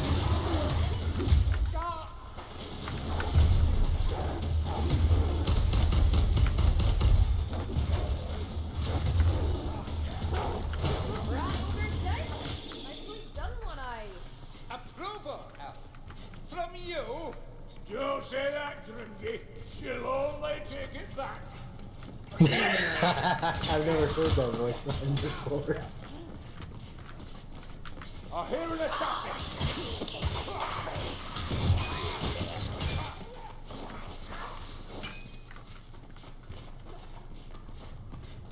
Okay, this was not the way to go. Noted. Noted.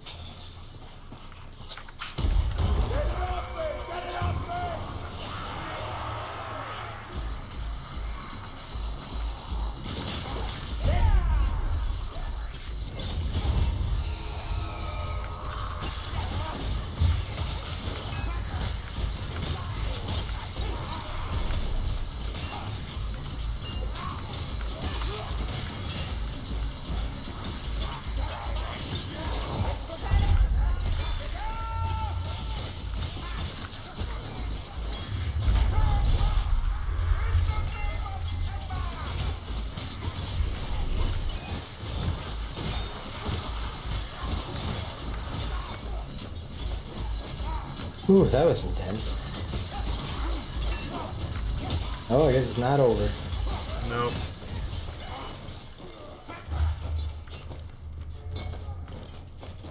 It says destroy the altar. Are we like in like boss territory?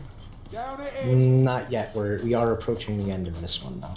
So if you need bombs or healing, now is definitely the time to do it. It's part of why they've Oh, fuck. given us this little respite here. Nice shot. This is the Thank you. glory. Okay. Definitely gonna get a little top up You after were that. resilient when we first met, not a frail child. Okay. Can't help what you thought. Oh, that's right. I'm in the wrong here. You're wasting supplies. Yeah, the NPC AIs, well, the NPCs in general all have voice lines related to drinking a healing potion too soon. That's why they were saying all that. Carillion decided we weren't hurt enough. Sure, keep killing like this and I'm gonna lose my bet. Bet, what bet?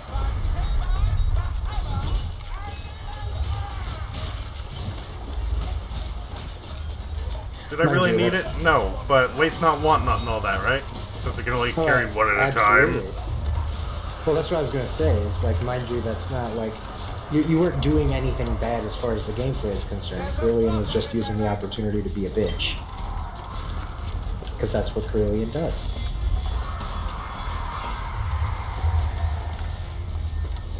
Play fanatics. Try Paddy.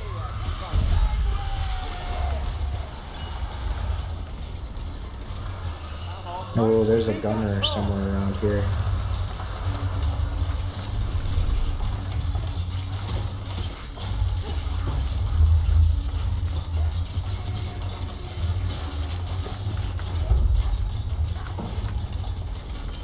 I hear trolls, lumberboots.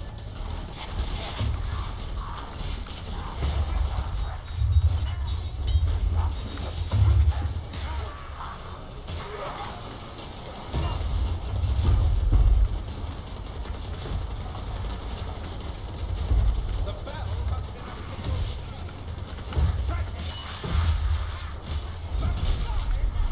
The dinner bell? Ring the dinner bell? Do I do the thing? Eventually, I don't know necessarily that now's the right time to do it, because, like, I don't know, I've never seen the hordes be as persistent as they have been. Like, usually there's a small respite after the horde where you can ring the bell and fight a boss, but they just kind of keep coming, so I'm not sure if we should try to, you know, outlast the horde and then trigger the bell, or if we should just try to fight the boss while the horde is still incoming. Such vileness.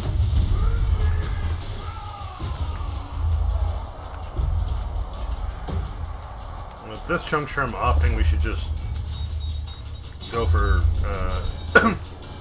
trying Yeah, to we get. can go for broke if you want. Okay. I got a bomb I can throw at the sucker.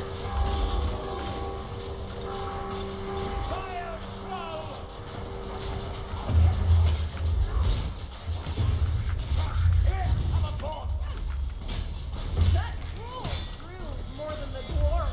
Or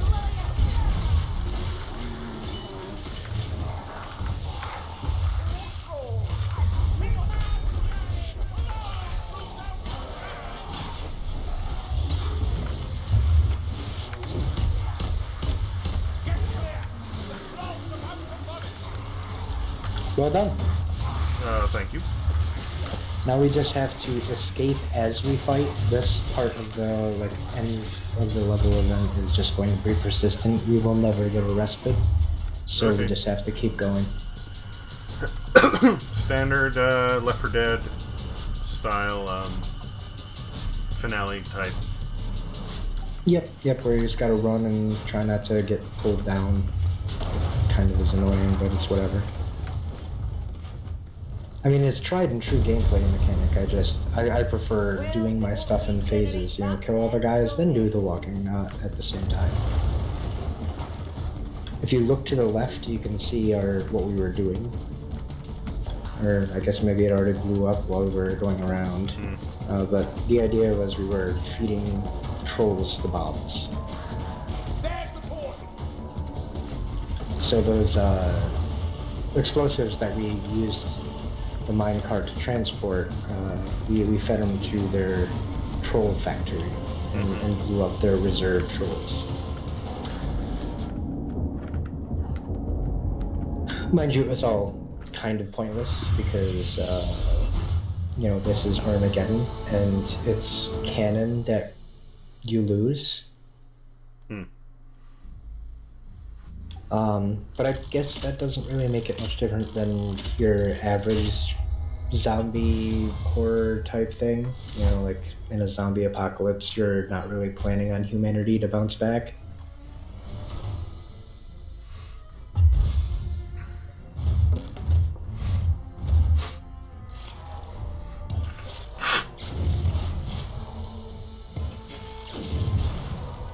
Alright, so while you are opening the chests and doing the things, I am going to go grab a drink real quick, and I'll be right back, okay?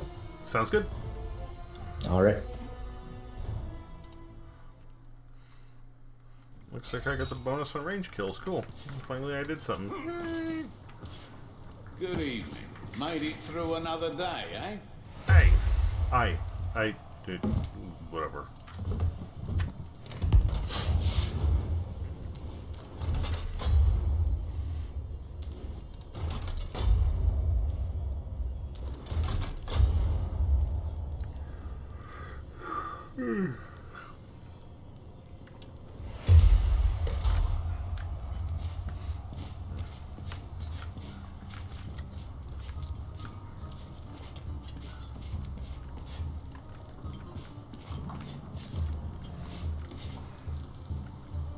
Oi, do you reckon you can stop throwing those practice dummies off the mountain? Those things are expensive.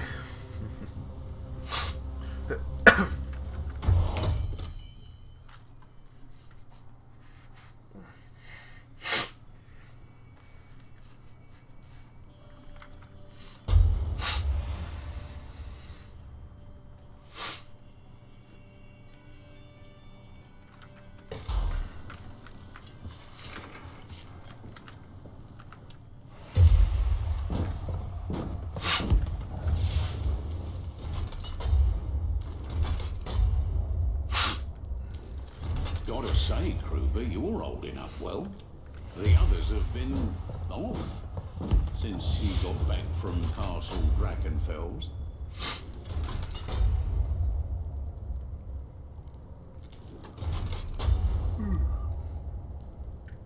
Like you rat's skull.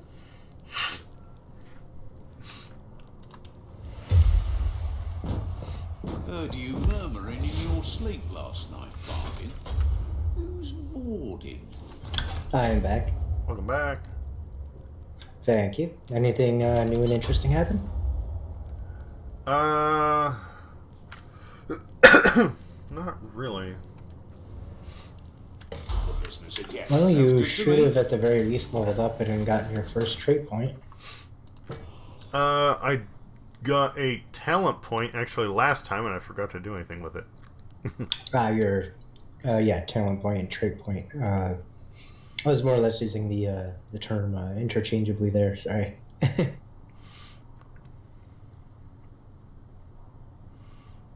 You can change what trait you have equipped at any time, by the way. There's no restriction or permanent choice to be made here. That's good. That's good.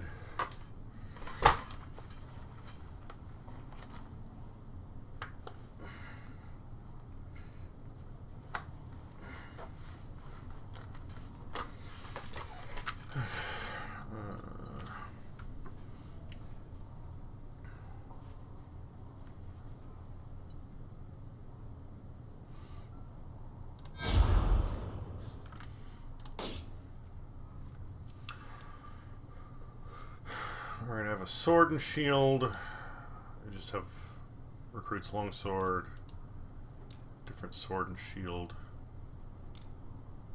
Keep in mind there's a slight difference in the move set between the sword and shield and just the sword. Something worth keeping in mind. Yeah, and I haven't tried the five.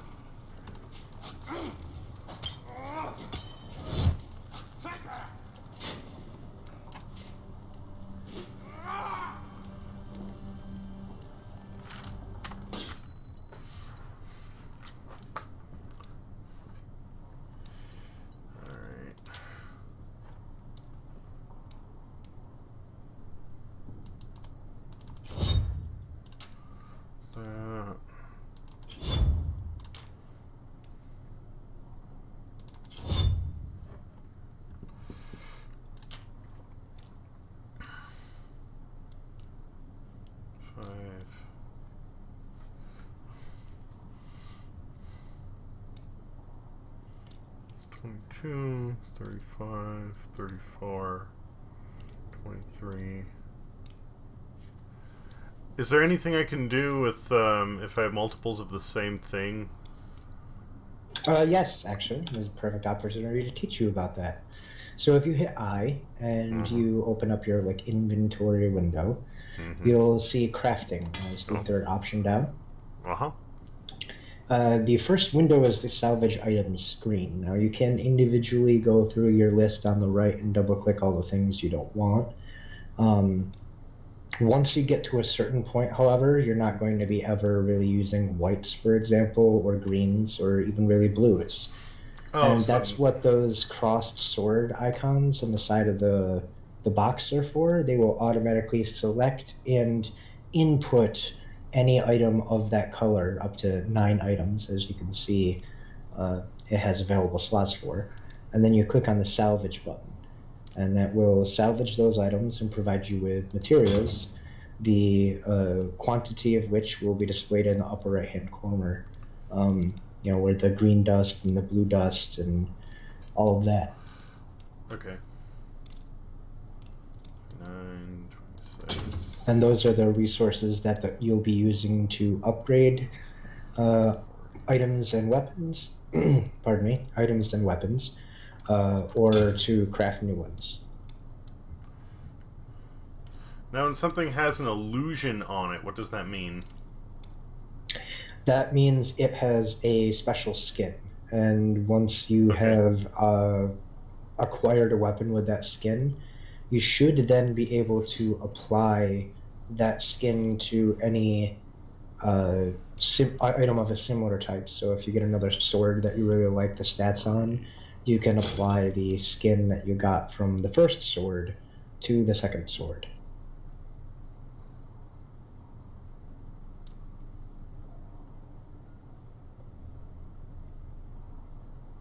That's 33, that's 24. Alright. Do I, like, save that... I'm sorry. Do I save that illusion, like... Do I save it to use on something else if I salvage that weapon? Yes, those are, like, saved... I don't want to say account-wide, but I mean, I guess it would be account-wide because it's not like changing characters does anything to your items. You still have all your items from your other character, even if you use a different one. So, I mean, I guess account-wide maybe is appropriate. Then I digress. The point being, yeah, if you salvage an item, you keep the illusion. You apply the illusions through the same crafting system.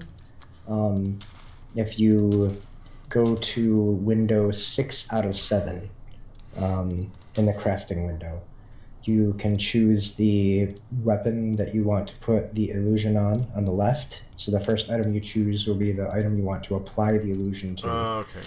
And then it will bring up a list of illusions that you can apply to the weapon on the right-hand side.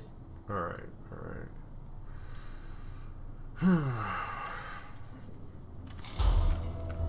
Alright. Let's see here.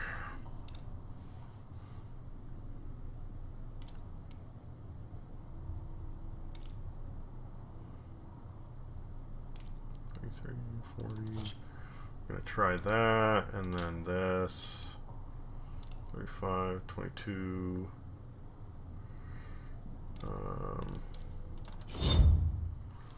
Alright. Alright. Changed around some equipment. Hopefully this will give me a little bit of an edge. A little bit. The properties that you get on items, I'm not sure if you actually have items with properties yet. I but, do. Okay, so properties are actually quite important.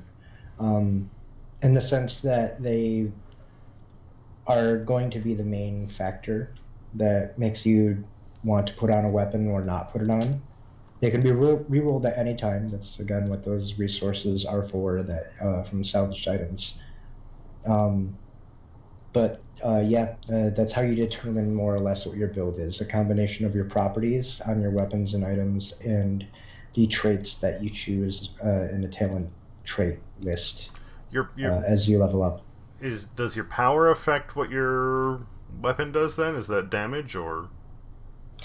Power is just kind of like a general gear score thing. If you mouse over the hero power indicator in the equipment screen, it'll tell you how much of your power overall is from the level of your hero and what your equipment score is.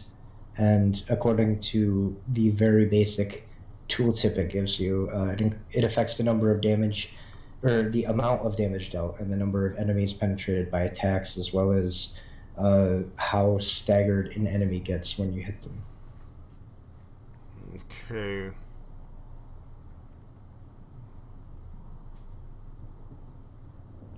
So you generally want to aim for the highest power items that you can get. That said, the highest power, the power availability of the items that you get is based upon the difficulty you got the loot chest. And it also it doesn't just add all your weapon power together. It is the average of all of your different equipment.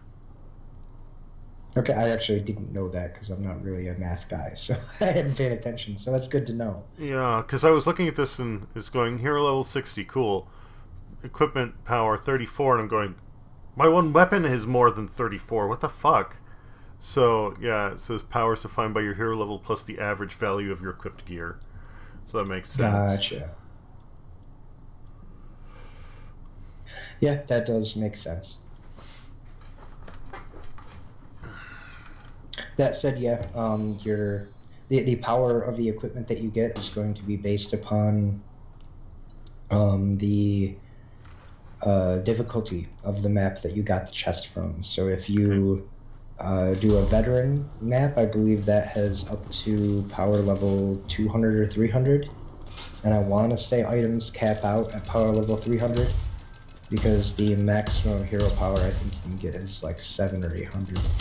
I could be completely wrong though. I don't know if there's been any major changes that have been made since I was last super into this, and I don't often play the max difficulty, so maybe there's some items there that I'm unaware of that will go above power 300. But I currently don't have anything that's over 300. All of my items are 300 or below, and I'm even using a couple power 299 items because I like the stats and don't see one power as something to quibble over. No. The only difference is that if you have, say, something that has like a cool ability you like, but its power is like, 20, it's going to go and handicap the entire rest of your build. So that's important to bear in mind. So I'm actually not sure what the next one is, so I'm interested to see what pops up here. Hail Scourge. Oof.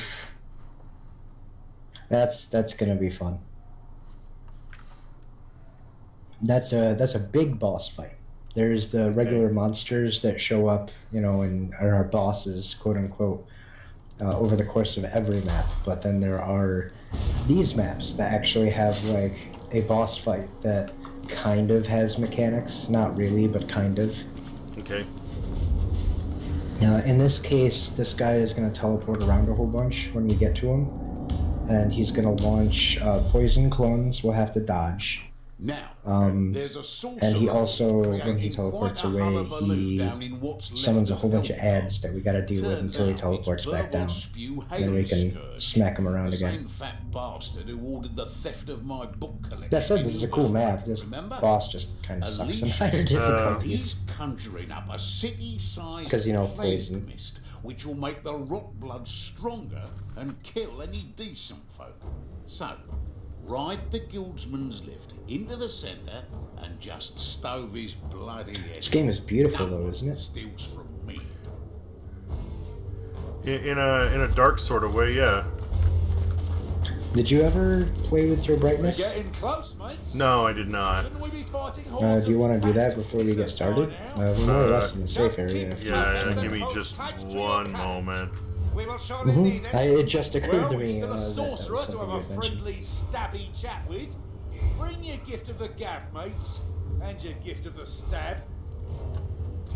Shit, I wasn't even paying attention to where it was before I changed it. Whatever. That's a bit bright. Let's turn it down just a touch. Just a touch. There we go.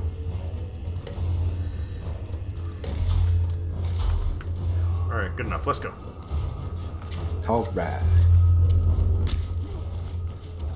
This is another one I don't play too frequently, so I don't know where all the things are by heart. Not that we're going for them right now, because we're still learning the game and adding additional challenge right now with my prudent, but just saying for future reference, if we ever play this again. I know where a few are, but I don't necessarily remember where all of them are. That's fine.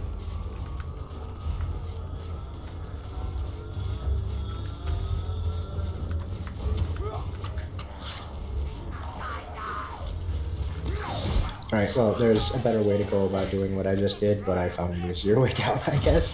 Not intentionally, but I mean, I didn't die, so I'm okay You found with the it. express route. Not the easy route, but the express route. Yeah, definitely not the scenic route.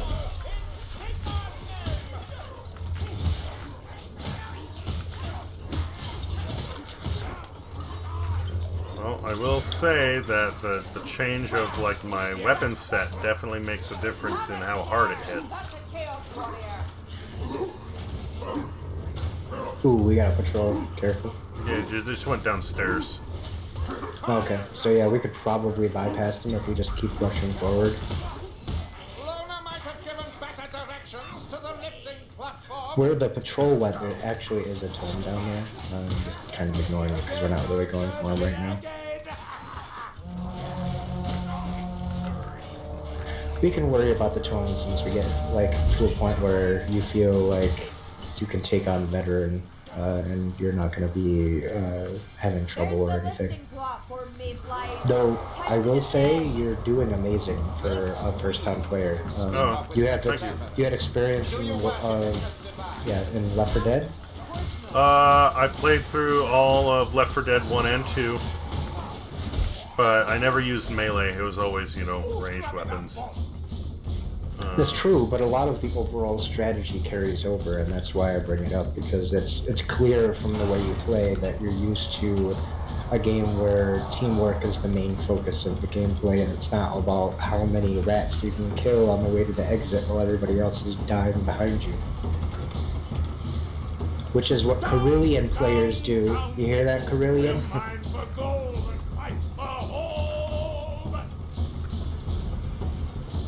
And they're all just chilling there waiting for us. Yeah, that's why I got this bomb. Fuck you guys. I like bombs.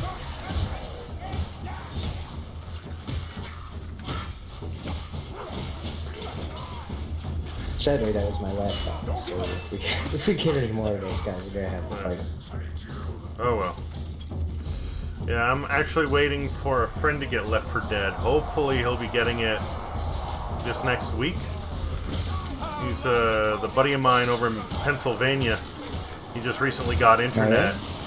And he's been without internet for like shit.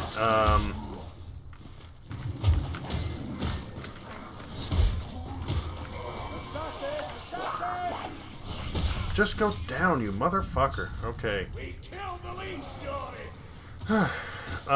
He's been without internet for Let the blood flow. 3 years, I think. Jesus, like, intentionally? There's been a bunch of like weird financial shit, and where he is, they didn't have anything. Damn it. That assassin will trouble us no longer. It was exceptionally expensive to get a hardline run in to get quality internet where he lives.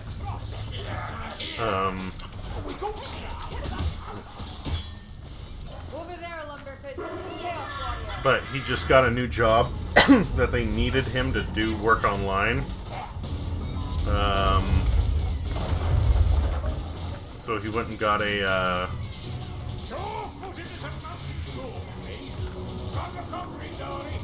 Oh, this is awful. This is literally the worst spot ever for a boss. Like, we're right next to a ledge. This guy has a flamethrower, and... Ugh. This is bad news bears. Maybe we jump over here, we'll be okay, because we can't really knock this off as easily over here. I took a few pot shots at him while he was stomping around that building through the window, so... Oh, he'll eventually make his way over here. Right now, he looks like he's kind of confused as to who exactly he wants to attack.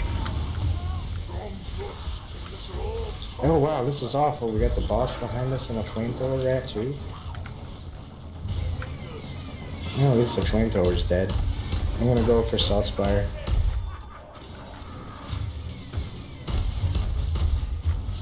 Oh no!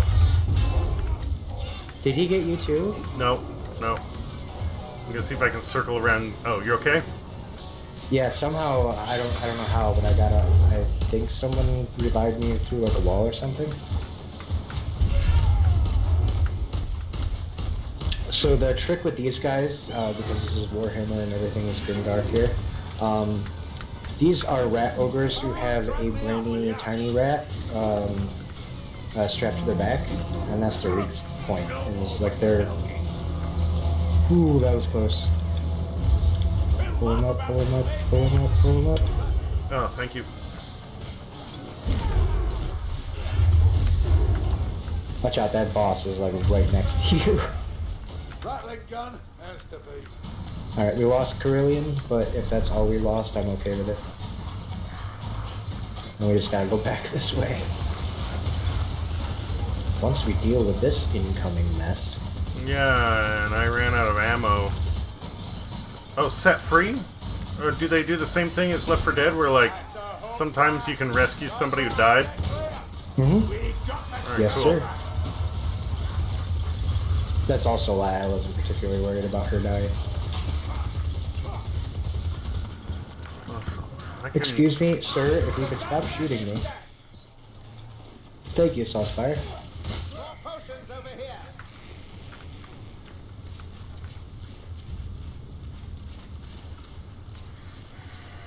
Where's the potion, Salty? Oh, okay, that'll do, I guess. Except not. Thanks. What was it, a potion of concentration? Speed.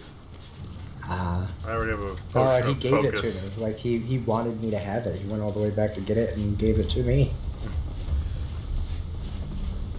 Which is fine, I just don't really have a use for them. Trolley gone and sunk the town. What's the difference between concentration and focus? I don't know that there is a I keep hearing you focus speak anything of the wheel. in this game. Oh, I thought Um, that. Sorry, I thought the purple potion was like focus. Maybe that was concentration. Nope, it's absolutely just concentration. And what that does is it Okay. fills that purple bar at the bottom.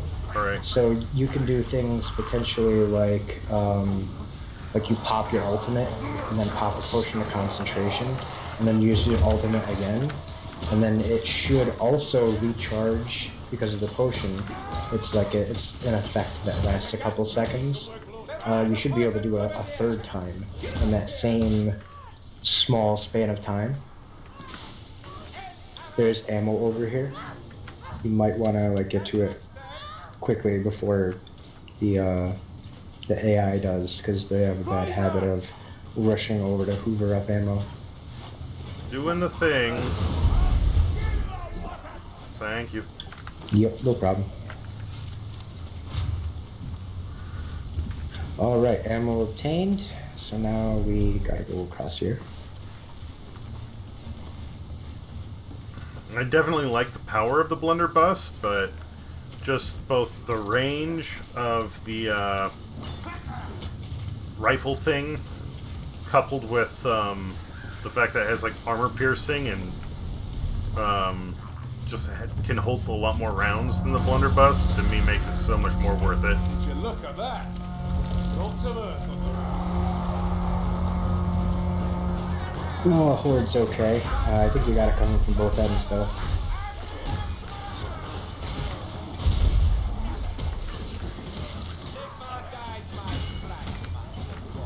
Wish he'd guide mine, or better yet, send me a nice cool plaid. Alright, so here's actually maybe an interesting way to go about this. If we can, there's a grimoire in this area that can demonstrate how that works. Well, I went off a bridge and I'm stuck on this side. I don't know if there's a way for me to get back or not. Yes, sir. Got the right. Yes. Mostly in the sense that there's technically two paths to this area, and this is just another way of going about it. Ooh, that was close.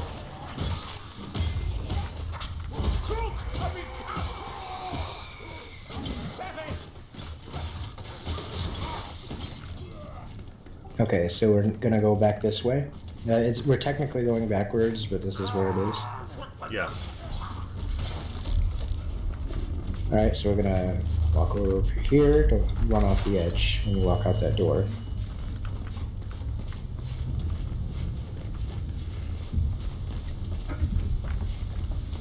Alright, you see the grimoire right there? It's like a evil looking book.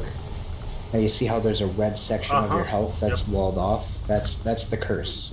And the more curse resistance you have, the less of that that red section, or the smaller that red section is. Yeah.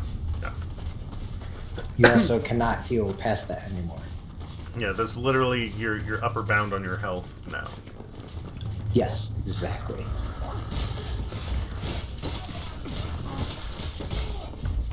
I also can't die now, in the sense that if I die, we will lose the grimoire, which, I mean, it's not that big of a deal, but I mean, that's the gamble you have, is that you're more loot, but, you know, if you die, you lose it, and it's, you know, makes things a little bit more difficult because you don't have the potions to guzzle down to help you out in a pinch.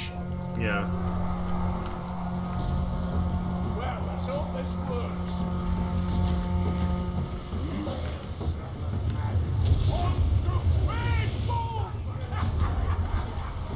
Ah, that tornado got me. Who even screaming? Hold up like stoners.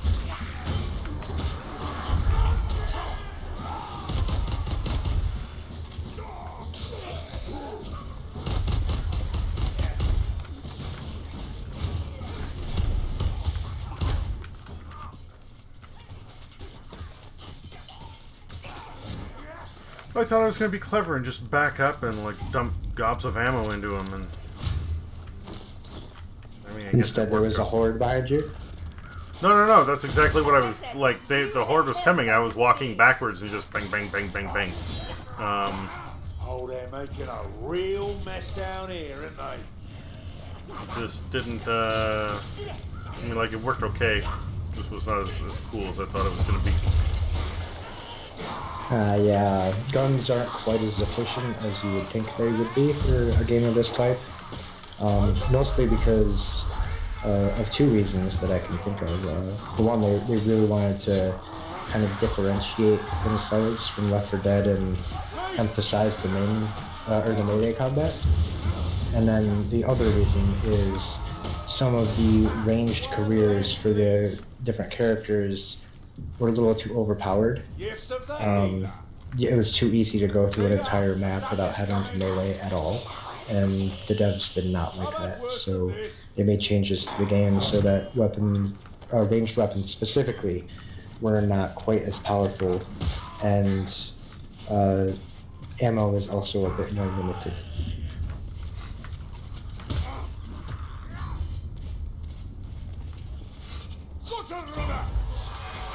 Oh, stabby boy.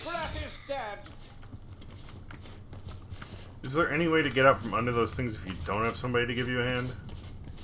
Nope, it's a Left 4 Dead mechanic that carried its way into this game, because I mean that was very obviously the inspiration. So anytime you get nabbed by a special, you have to rely entirely on your teammates to set you free. I don't necessarily hate it, but it would be nice if there was some way that if you had like a certain item or enough health, you could like live through it. Yeah, I agree that it would at least open more gameplay possibilities up. That said, there is somewhat of a loophole to that whole thing, in that if you are able to kill a special just before it grabs you, then obviously you can kind of escape in that way.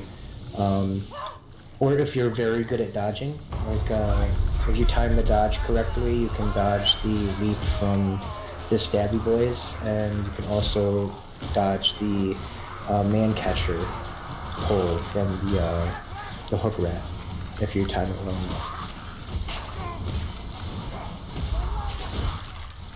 Problem is, most of the time they come up from behind you, or they come at you in the middle of a horde, so... Yeah. I was gonna it's say, not like... always an option, but it is there.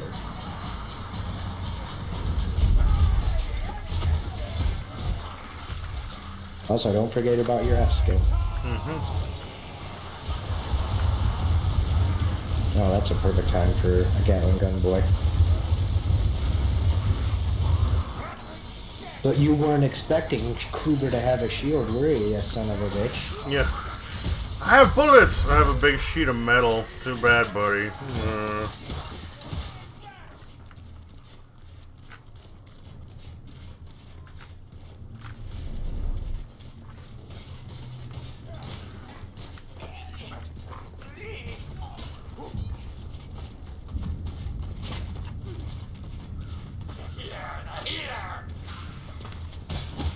See that up ahead? Seems like there's a fine power silver in there. Grab everything you can. I'll not waste the drop. Alright. We'll use that. Blessed signal. That last blow. Yeah, we're just about to end. Also, just to let you know about the game culture for this level and this boss. See at the top how it has his name? Yep. Burble Spew Hail Scourge. Uh-huh.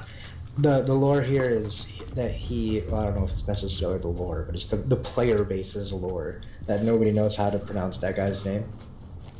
Is it me? Like Benedict Cumberbumble. Okay. Nobody actually knows how to say Benedict Cumberbatch's name, so that same thing got applied to this guy. So usually people like, will make up some kind of name of that, and they'll be like, "Oh, I'm going to fight Burble Fight Haggle Snatch," that kind of thing. Yeah. The gunner's dead.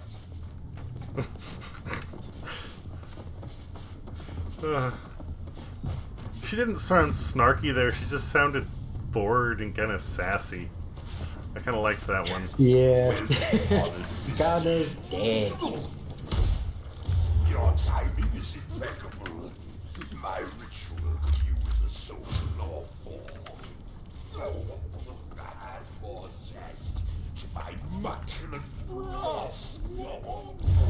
Mucculent is such a gross word. So, this is Lona's old book thief, eh? I'll come in because I'm cutting straight to the killing. Jesus. Yeah, like I said, he's very annoying.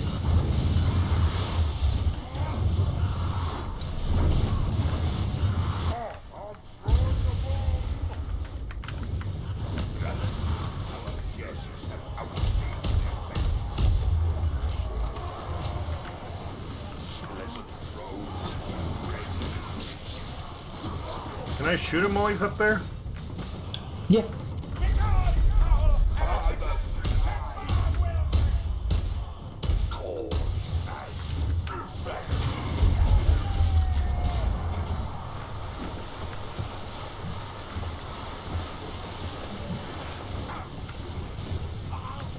Funny part is like I knew that was coming and I still rushed in.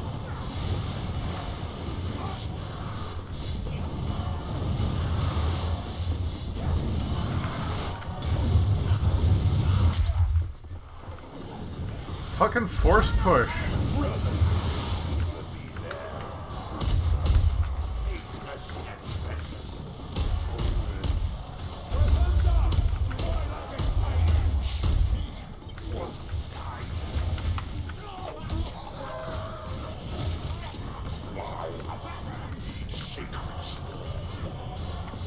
So those like things that fly at you that he releases, they look like fireflies or something. Yeah. Those can be smacked out of the air or shot.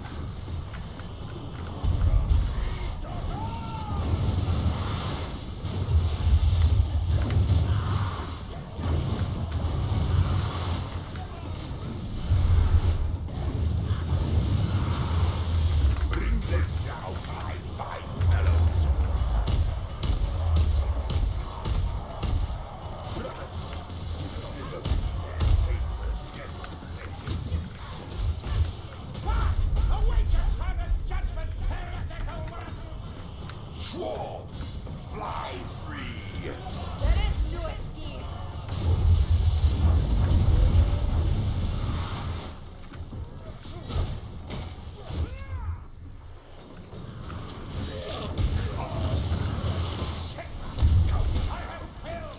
I just got backstabbed by a zombie ninja. What? Like, some dude stabbed me in the back, and he was just like some rotting, like, zombie-looking dude, except he had, like, the little flappy pants and the ninja hood that was all green. It was like literal zombie ninja. That's they're called plague rats. They're the Skaven equivalent of those berserker guys I told you about. But he didn't look rat-like, that's the thing. No.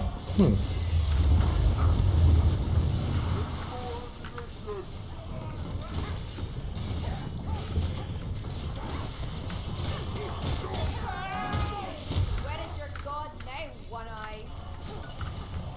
On your feet, Grimsby. The work.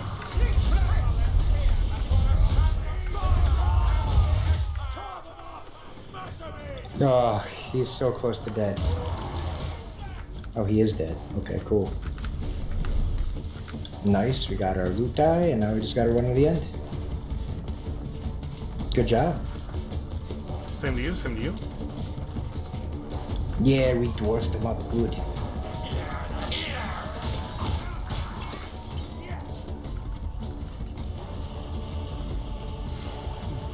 But, okay, maybe that wasn't the right way. Okay, I guess maybe it's this way. Yes, sir, it is this way.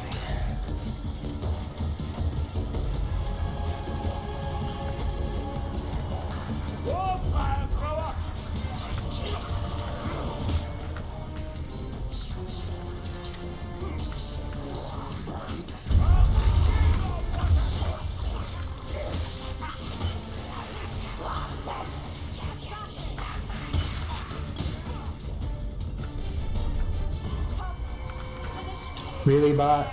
You know what? I don't care. I mean, there's not really a way we can get back up there anyway. No, no. Like if it was a player, I would at least wait, like, to see if we could pick them back up or whatever. Hmm. But yeah, it's an AI. I don't really care. The only thing that's gonna happen from that, you know, all the heroes not being alive is you get less of an EXP bonus for the heroes alive category. That's it. Huntsman career unlocked. Hey, there you go.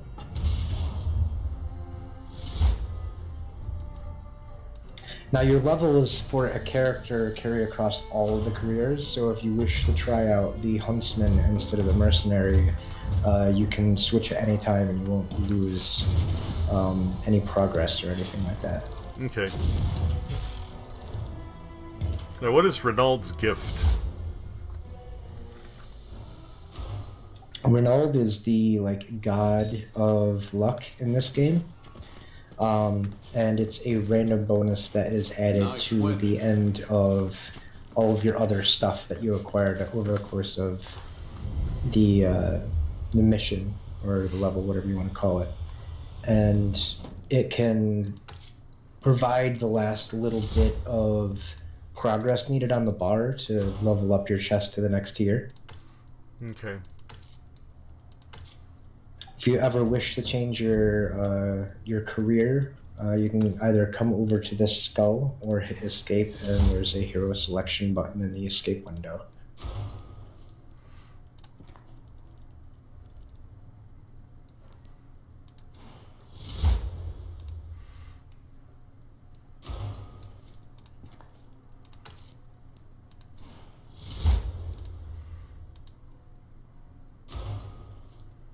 Apparently I have a few rewards to claim.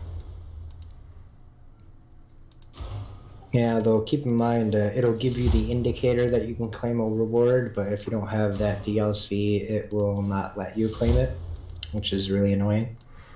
Yeah, that I will say that is.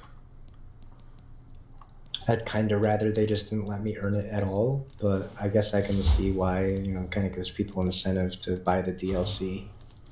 Or, you know, like, make sure that it's there in the background, but don't just have it, like, you know, giving you the stink eye, like, you could pay money. Yeah, I agree. Yeah, I'm not a fan of games that, like, put it in your face like that. The only reason I'm kind of okay with it for this game is because, for one, they provided quite a bit of free updates for this game that didn't necessarily have to be paid for.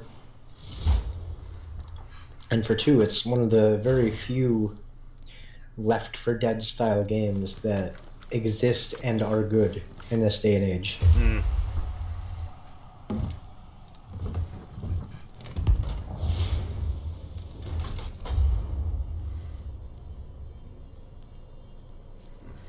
In fact, you could make the argument that Valve was responsible very much for the sales this game got in many ways.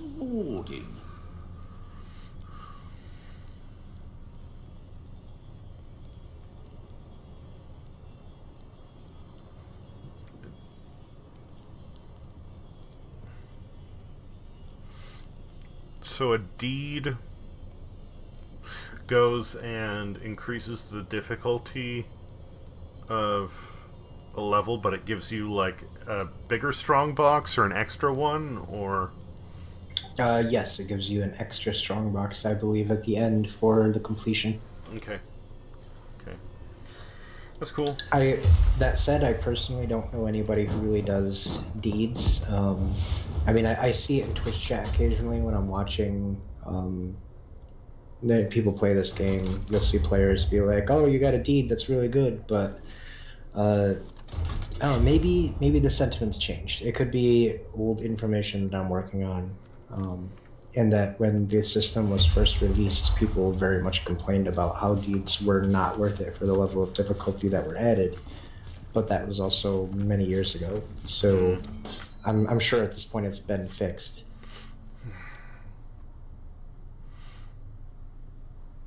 I'd love to get another halberd that's more than just like the basic one. The blueprint one, I mean. Because like blueprint halberd is like power 5, so it makes it kind of... I mean, don't get me wrong, the Mason's shield are awesome, and I'm glad I took them in because they definitely came in handy against the fucking, you know, hail of munitions that were coming my way. Yeah, the warp fire thrower. Yeah, let's see here. Actually, no, those are rattling guns, not the warp fire throwers, but they're the same thing, basically. Rattling guns, I like that. Yeah, they have a lot of puns in this game that are just hilarious. Like the sneak rats, the stabby boys, their official name are gutter runners. Okay. That's what they're called, gutter runners. So yeah, there's a lot of like rat-based punnery going on in this game. Oh, yeah, that's what I was gonna say. If you go to your crafting window, you can select, I'm not sure if you have to unequip it first, but you can select the halberd that you have as a blueprint, and you should have enough resources from salvaging stuff from those first few missions we did to create a new halberd. Potentially that's better. I may do that. Did you say hi, or how rather, or that no? I may do that. Okay. Yeah. I'm all down for that if that's what you want to do. You just have to go to the craft item window and select the blueprint for it, and you're good to go as long as you got the resources. I'm just trying to see what I'm gonna get rid of. Let's see here.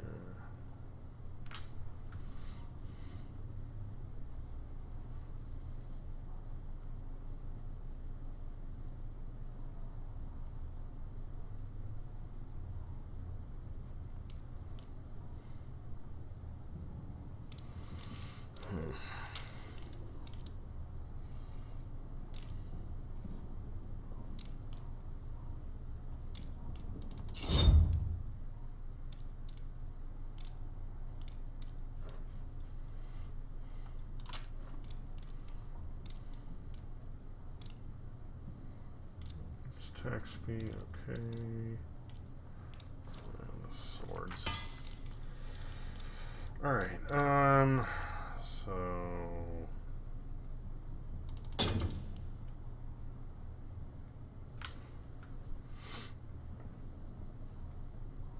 Okay, yes. Yes.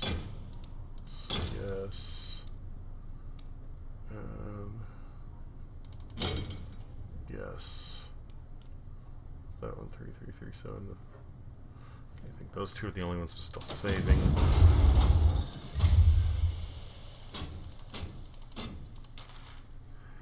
Okay, craft items. So I would take the halberd and I would set that where I would select it, right? That says I'm gonna need that and that. Here, let me pull up the stream real quick here. That'll probably make it a little bit easier to tell what you're talking about. Yep, you need 22 scrap and 6 of the other items, and it looks like you have enough for just one craft. Or does that mean one? I think one item. Because it says I can craft. I have 6. I think I only need 1, and I need 10. So you can do it twice because you're going to be limited by your scrap there. But I mean, you can make 2 halberds, so I mean, you're bound to get one that's okay. Yeah, look at that, you got a green right away. 45 is not bad. Freight. Oh, but it's 30 to upgrade it. But that's fine. That's fine. Block cost reduction. Well, maybe I will re-roll the property. I don't really care about that. Because the property is... Oh, I don't have any blue dust. The property is the thing that is the... Yeah. But it's 45. Yes, the properties and the traits are absolutely what like you're looking at when you get an item. So to give you an example of like what I look for, I have a 2-handed hammer right now that has 18% crit power and 4.2% attack speed. And then it also, because it's an orange or above, has a trait on it called Swift Slaying that makes it so any critical hit increases my attack speed by 20% for 5 seconds. So when that buff is active after doing a crit, I'm effectively getting a 24.2% attack speed increase.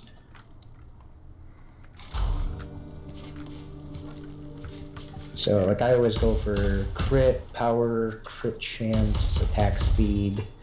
Power versus is good, depending on what it's versus, and what weapon it's on. Like, power versus armored on a weapon that already has armor piercing on it may or may not be good. You know, you could double down on the armor piercing thing, or you could look at it like it's already got armor piercing, so that's a different trait that I could have put on that weapon in lieu of the armor piercing that it already has. And so there's a lot of build variety in this game if you know what you're looking at. Oh, that reminds me. You said earlier that you weren't sure about what your range was on your weapons, and that it's a pretty common problem for you in games, and that's why you prefer stabby things. In this game, the FOV is kind of intrinsically linked to the distance that it appears you're able to hit enemies from. So messing with your FOV can make the combat feel more or less accurate. Like if you have it too low or too high, it will either feel like you're have to stand too close, just too far away from enemies to be able to hit them. But if you get the FOV just right, then it feels as accurate as it's supposed to. Well, the FOV, I have it turned up to 100 right now, which is usually where I keep it for a lot of games. I prefer to keep it high because I naturally, I have a strong peripheral vision. I actually look a lot with the edges of my eyes than, directly at something. If that makes I'm any the sense. same way, actually. Okay. I had the FOV set to 100 originally, and I found like you, I had the same issues telling what exactly my range was. And I ended up turning down the FOV just by a little bit. I made it 90 or 95, I believe. Yeah, I have the field of view set to 90 on the dot. But a lot of games I set it high because if I don't, I feel like I'm looking through a box to play something. I get the same experience. That's why I can't really do console shooters that don't have an FOV slider. I'm very much part of that Total Biscuit fan club there. I gotta have my FOV sliders or you can fuck right off.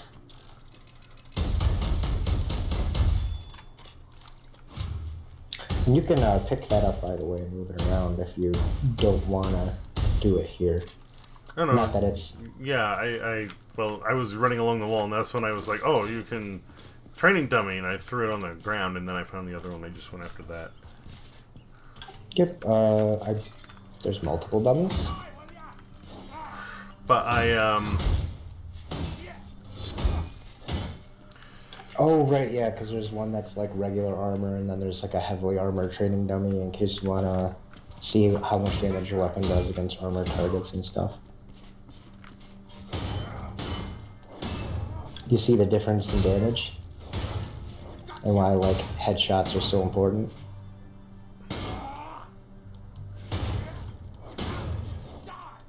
yeah, although it's it isn't always hitting the headshots aren't always going through, but that's okay. Yeah, that has, I think, part to do with the whole FOV thing we were just talking about, and the swing arc of the weapon. I have the same issue.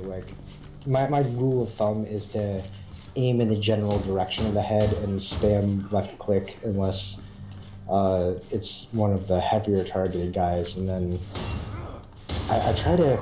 It's hard to explain. I don't put my crosshair on the weapon, or on the head, because in this game, unlike a lot of other melee-oriented games, it does track every position of the blade, not just where the crosshair is. So, for example, right now I am looking up at the mountains behind you, right? Okay. And I just did a power attack. Like, my crosshair is literally nowhere near the sky. Yeah, but it's tracking the whole swing arc. Right, right. And that's, I think, one of the uniquely great things about this game is that, like, a melee weapon works like you think it should. And I get super confused, believe it or not, when I play other games that have melee weapons, and they're like, yeah, nothing outside of the crosshair matters. Like, you have a swing arc, but your weapon stops being a weapon as soon as the crosshair is on the enemy. And that doesn't make any sense to me. No. Yeah, I am noticing, like, some of the jabs necessarily won't hit that great, but whenever I do one of the direct, like, down swings, it just, then it pops the way it should.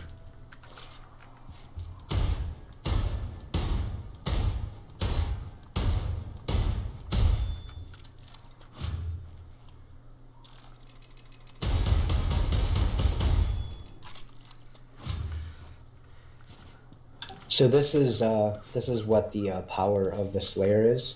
So I got the 2 axes here, right? I do just an attack. You're like, oh yeah, it's pretty good damage, right? Well, this is the special.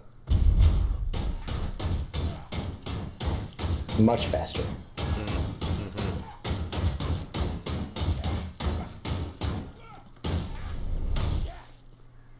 And that special, by the way,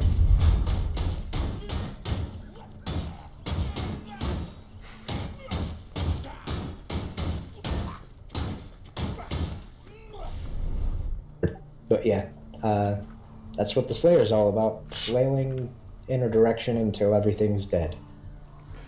I have enough, I think, to do one more level. Do you want to throw down and then call it? Yeah, that sounds good to me. It's getting late-ish here. I could stay up later, but I know I'm gonna have to be up in, at this point, probably 7 hours to be dog dad, so... Oh, jeez. Yeah, how's the dog, anyway? She's pretty good. Do you want to redo one of the other ones we did, or do you want to, just start the first one of the next set? Let's see here. Let me pull up the mission The list next one will be Athel Yen Louis. Yeah, Athel Yen Louis kind of sucks.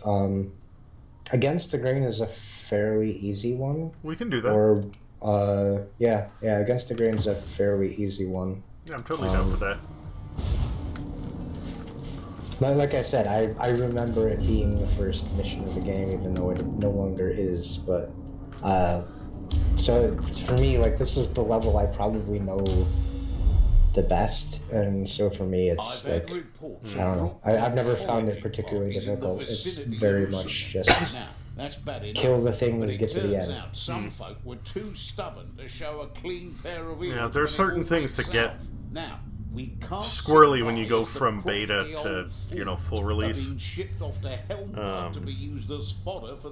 Yeah, and it could have been very well a case of they didn't want to spoil the first mission of the game or whatever, so they had us on this one instead. Or they thought that it may not even be spoiling. It might be that, like, upon later review, they went, you know what, it'll be better if we just change the order that we go through them. You know, could be, yeah, because originally that whole mission menu wasn't even a thing in the game. Even at the original release, the whole mission structure was different than it is now. At least I remember it being different.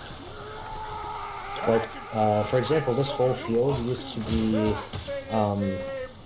like chest-high wheat to your character, which would mean my character had to walk around like jumping constantly to be able to see over the wheat and get through this section. Obviously, that's not the case. So does your character's POV actually sit at eye level for them? Yes, absolutely. That's fun. That's fun. I like that. Because I forget who I was playing Borderlands 2 with. But,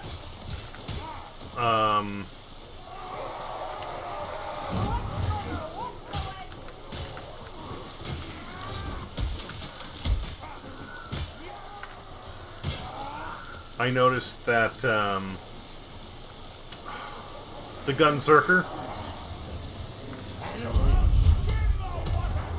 even though he's supposed to be, like, shorter than everybody, and he is, if you walk up to him, he's like a full head shorter, like you stand over him just a little bit.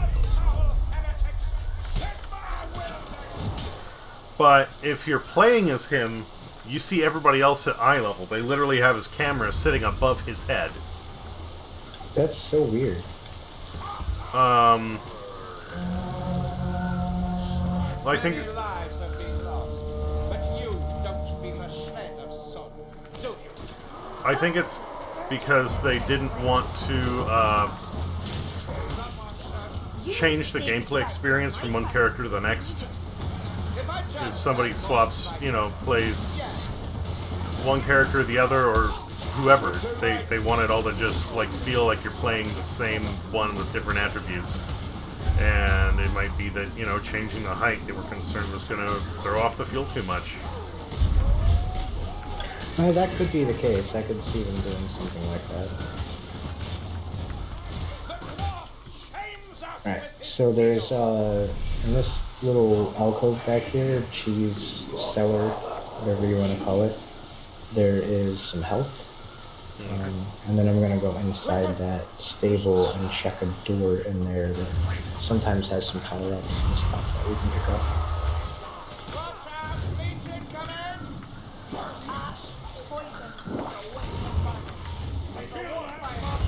Oh, motherfucker! There's 2 bombs in there, and I'm on my way to you right now. Thank you. Really? You know what happened there, right? As hilarious as it was. I ran all the way around the building to run over and smack that dude with the hammer because I don't have any ranged weapons. And while I was doing that, Soulspire looked out the window and shot the damn thing. Just as I used my ultimate. The world's worst cock tease. I'm sorry, but... It's alright, it's funny. Sometimes it's the effort that counts, right? Yeah, you know what? Yeah, I tried. That's the important part.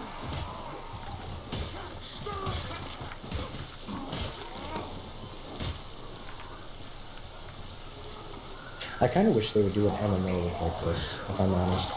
A what? Like an MMO type game, like World of Warcraft, or even like Elder Scrolls Online. I guess Elder Scrolls Online, and this is one of the reasons why I didn't try it, is that even though it has a first-person mode, the game really, like, it was clear from the get-go to a lot of people that the game wasn't designed to be played that way. And it very much still expects you and plays like a third-person MMO like any other one. And that's just not what I was looking for in an MMO. Like, the whole idea of having an Elder Scrolls MMO is you want Skyrim Online. Yeah, you want that immersive experience.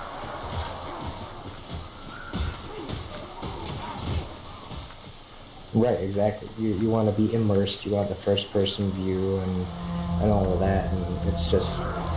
Playing from first person, I guess, is just not a thing in that game. That's like,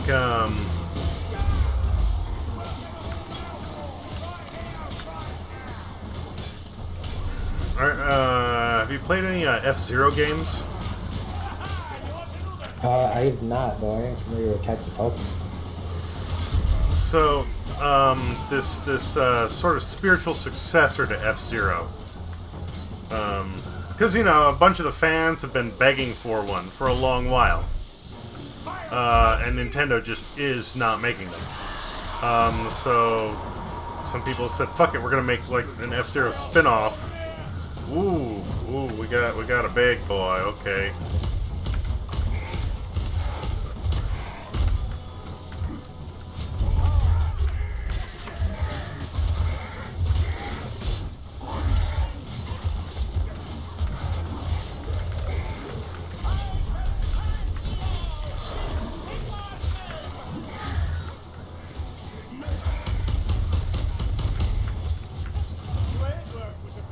Nicely done.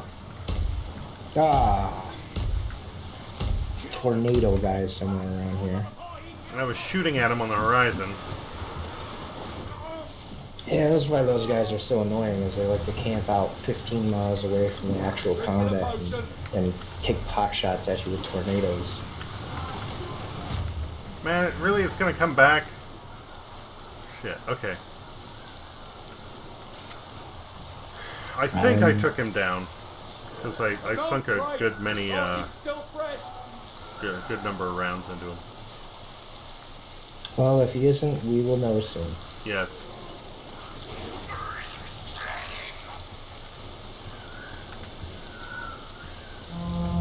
There's a health and a potion over there if you need it. Awesome, thank you.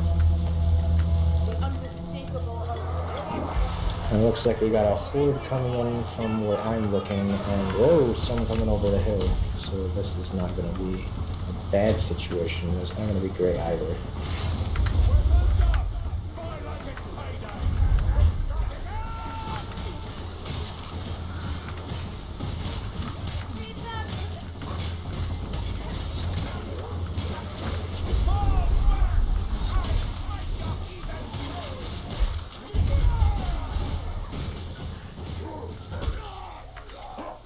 I hit that one a little bit late. Oh well.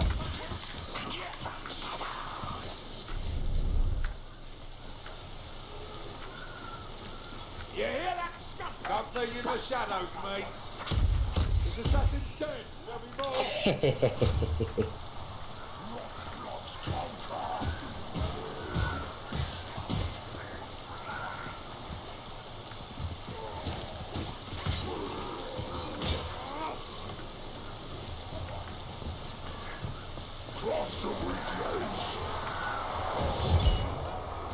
But yeah, these guys made this game, and it's called Renault. It's awesome. I love it. And most people play it in third person. Me, I play it in first person because, again, like immersive experience. They have these fantastic environments, and they made it fully VR compatible. So it's like, why the hell do I not want to play this like crazy futuristic racing game if I can't feel like I'm in the cockpit? Yeah, that is really awesome. I actually didn't realize that was a thing on Renault. I always played it in third person.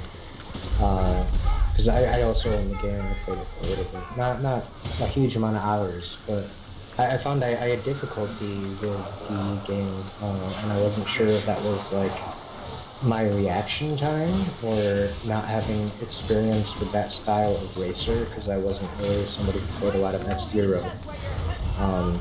Or whether that was, I'm getting nabbed over here. Yeah, I'm heading, or whatever. Well, I save one and then he saves you, so good. Oh, now I'm getting eated. Oh, thanks. Very nice. Everything comes full circle. But yeah, I wasn't sure if it was maybe the viewpoint, like you said, where maybe first person would be more ideal for Renault. I personally like it a lot.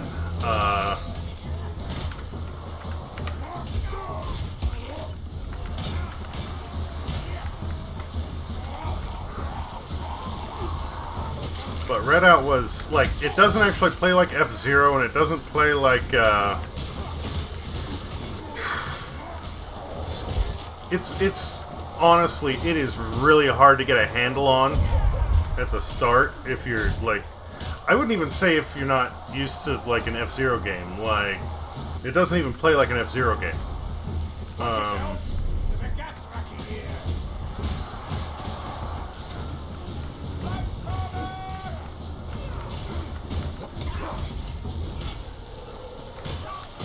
So what does it play like if not F-Zero? So, I mean, it's very similar to F-Zero, but the thing is, F-Zero is a lot more simplified. If you get a chance to play Fast RMX for the Switch, that is actually a lot more F-Zero-like. And actually, the two communities are very, like, close, because a lot of the people who are into one are into the other as well. But I would say it's like a physics-accurate F-Zero.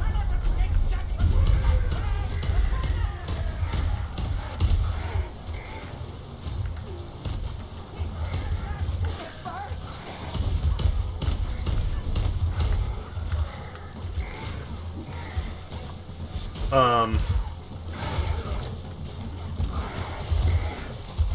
have righteous aims, Onyxon.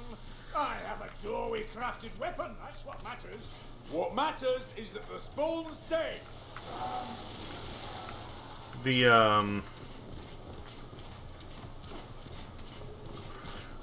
The way that the vehicles behave in Redout is like in F-Zero. All the vehicles behave mostly the same. Some might have, you know, better speed or better grip or whatever, but they all follow the same, like, general set of rules.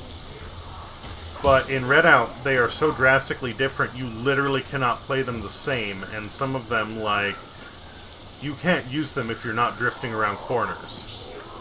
On the flip side... I think maybe that's part of the problem I had with it, yeah. On the flip side, you have others that the controls are so tight, you don't want to drift because that will actually interfere how they play. Maybe that's what I was missing about the game then, because I was like trying, I was using one of, I think, the very first ships or whatever you call them that you get, and I was trying to like drift around corners and that wasn't working, and I felt like I would try to turn without drifting and I was just eating walls constantly and dying a lot, so I was like, no, I'm maybe going to set this game aside for a little while until I feel like I got the reflexes or look up something on how to play this in a way that is not detrimental to my mood. So when I started off playing it, what I was playing the most was I was using it kind of looks like a pod racer. It just has two giant engines on the front, and it was just like the whole build of the craft is max speed, maximum speed, maximum boost, but its handling is garbage, its durability is garbage.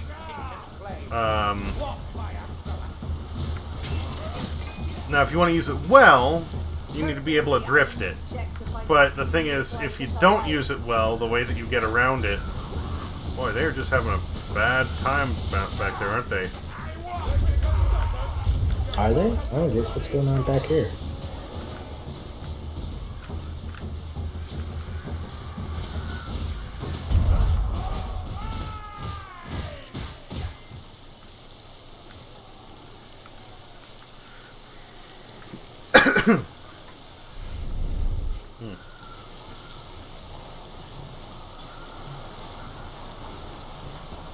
With chaos warriors, Dory.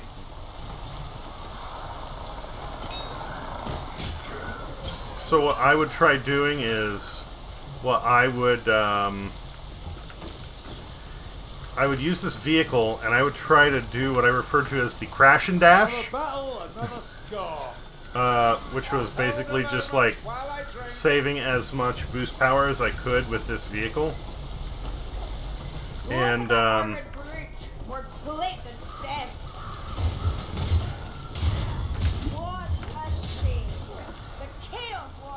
I would start, if there's a sharp turn, I would start going around the turn, or trying to, but the vehicle would basically like slide in sideways. And then I would like hit the brakes and basically like, how to put this? When I say like accurate physics, I mean like literal accurate physics. If you like, depending upon like what type of a vehicle you have, whether it's front wheel drive or rear wheel drive or what,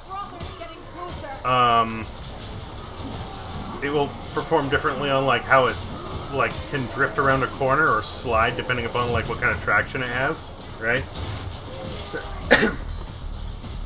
And taking some of these corners, you need to, with the particular vehicle I was using, you need to make sure that you always have a little bit of boost at the ready. And this is without like drifting or proper driving it. This is just like the simplest way that like I started getting my footing with the game. Free all prisoners inside the barn. Okay, got it. Didn't mean to leave. No, Didn't mean to leave you on your lonesome. Sorry.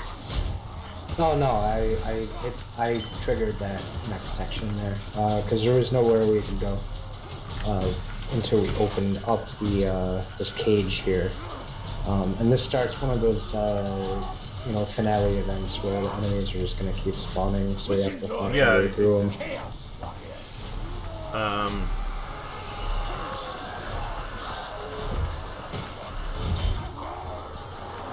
So I'm gonna run past this before it explodes.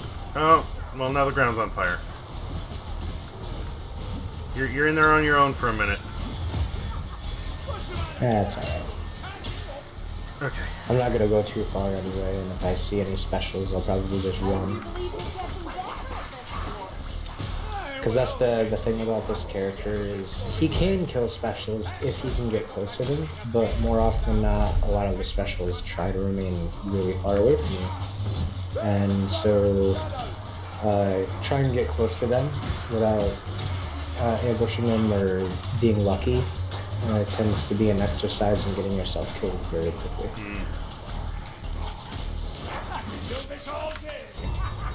Like, see, I tried to get that guy right there, and he just pounced me before I could swing.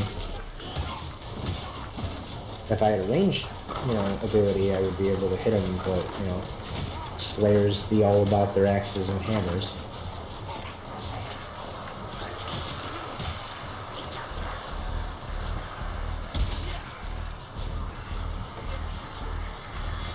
So,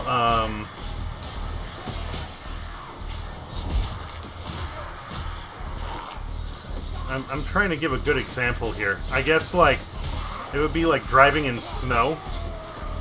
If you have light snow on the ground and you are going down the road and you start to turn, like, you can start to, like, have the car rotate sideways, but then if you stomp on the gas, the wheels will spin it first, but then, like, they'll essentially push all the snow out of the way and grab and gain traction, right? Right. Well, this is exactly like the way that this vehicle handles when it's going down the track. Oh, damn it. I didn't even know you could fall down there. I'm trying to find a way around. I think I need to go back to the barn, huh? Yeah, I'll come with you, because you being in that basement by Oh, there's a ladder down here. There's a ladder over here. I didn't know this either, holy shit. The more you know. Yeah, there was definitely some, like, shooting star stuff right there. But yeah, so the way that this vehicle handles it is like the same physics as driving in snow. So what I do as I'm coming up to a corner, I would start, like, I would tap the brakes a bit and I would start making a turn. And this would cause it to kind of like do a side slide. And I would do this to where, like, I can kind of gently, like, start sliding into the corner.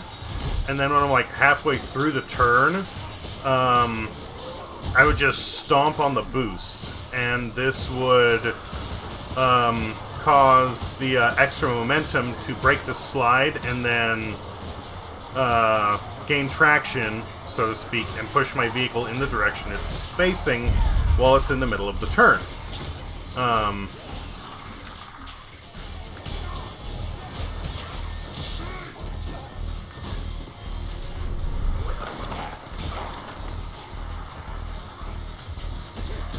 I think the ship that you're describing from the sounds of it was the one that I actually was using and starting to make headway myself, and for the same reasons that you state, that like you could kind of turn sideways before you got to the turn and then slide into it and then hit boost to straighten yourself out. And then there's, well, like, yeah, that's the best way to start getting a feel for the physics of the game. And once you start, like, gaining a little headway there, you'll actually start building a better understanding of, like, the big thing about the game, honestly, it isn't, it's really getting a feel for the physics of how everything handles, and understanding how to make the most of it. You do that, and it will make a world of difference in how the game plays. Yeah, maybe I have to give the game another try or something. That said, we are absolutely at the finale. Yeah. We're just getting to the thing now, right? Yeah, this will be the glitch and shadows right up ahead. We just have to cross this field without dying, which can sometimes not be great. I think we actually got a little bit lucky, because you and the other three were downstairs, or you and the other two were downstairs when I got the last two prisoners and opened the door. And I feel like the horde that would normally be out here waiting to try to take us down ended up going in through like the windows and stuff to try to get to you guys downstairs.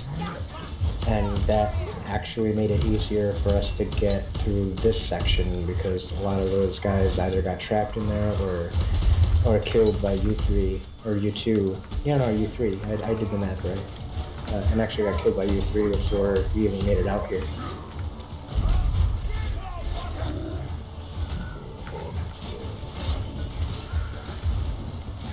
Oh, disappointment. I'm sorry. Hey, it's not your fault. In fairness, being a Slayer is all about killing with reckless abandon. I mean, that's fine. I was just like, I could have gone for the bridge, but I actually wanted to take that guy down, because he just seemed like a big armored badass, and I'm plinking him away, and I start hitting him, and then at the end, I don't know if you were the one who actually took him out, though. It looked like it was Salt. No, maybe. I'm not sure. I know I was beating on him and then he went down, so I was like, alright.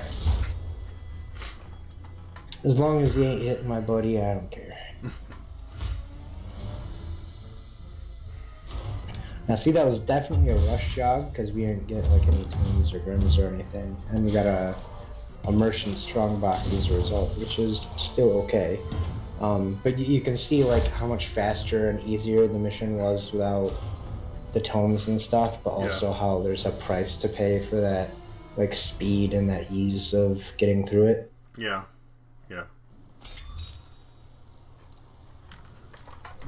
That said, I had a bunch of fun, man. I'm definitely down to play this some more if you want to get a hold of me. I usually leave this installed just in case, so I'm definitely down for this, or Left 4 Dead. I also have that installed. Left 4 Dead 2, I mean. That's what I was getting at.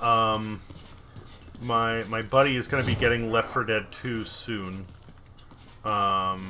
He is also... I got him set up with a Discord account. He's waiting for his headset to arrive. That is the reason why, like, whenever I've gone to hang out with him, I don't stream it.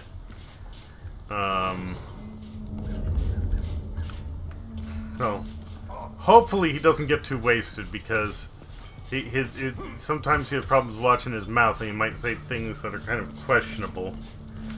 As long as he doesn't, like, go way too far down the rabbit hole.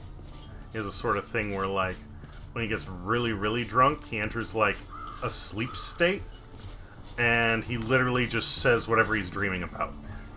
Oh, wow.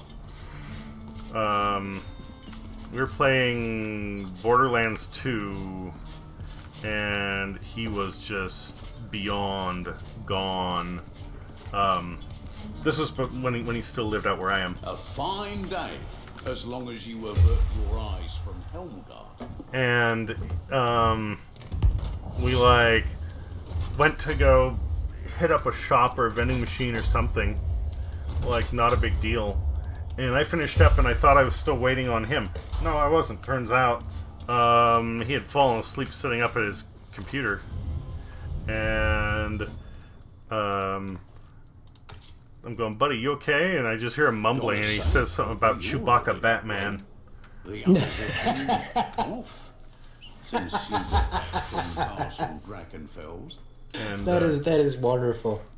That is Can't an hold it against them, excellent band name too. I Yeah, have to say. Fucking Chewbacca Batman. I love it. I love it. that would be, except, you know, you've got two copyrighted terms in one name. Although, to be fair, it's questionable whether or not Batman is actually copyrighted, as long as you're not using the logo, because a Batman is a type of Old English law enforcement position, I believe. Did they literally hand out bats? I think they were literally the guys who literally, like, they just had clubs and would go in and, like, like early 19th century SWAT unit. Is this how baseball was created? I have no clue. Like this is where the position of the bat boy came from. I'm mostly joking and being facetious. Like I just think it would be funny if bat boys from baseball came from people who didn't make the SWAT team in England in the 1900s. But yeah, there was this one, like, story I had to study in college, and it's like going through this thing. All of a sudden, it's like the Batman. I'm like, wait, what? I'm so confused now. And there's like a little footnote talking about like what a Batman position was in law enforcement, and it was a slang term used to, like, for guys who carried law enforcement batons.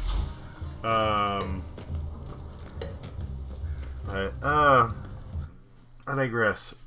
Point is, he's gonna get left for dead soon, and he has internet finally, and he's gonna get a headset. So hopefully, when I'm hanging out with him, we'll be streaming soon.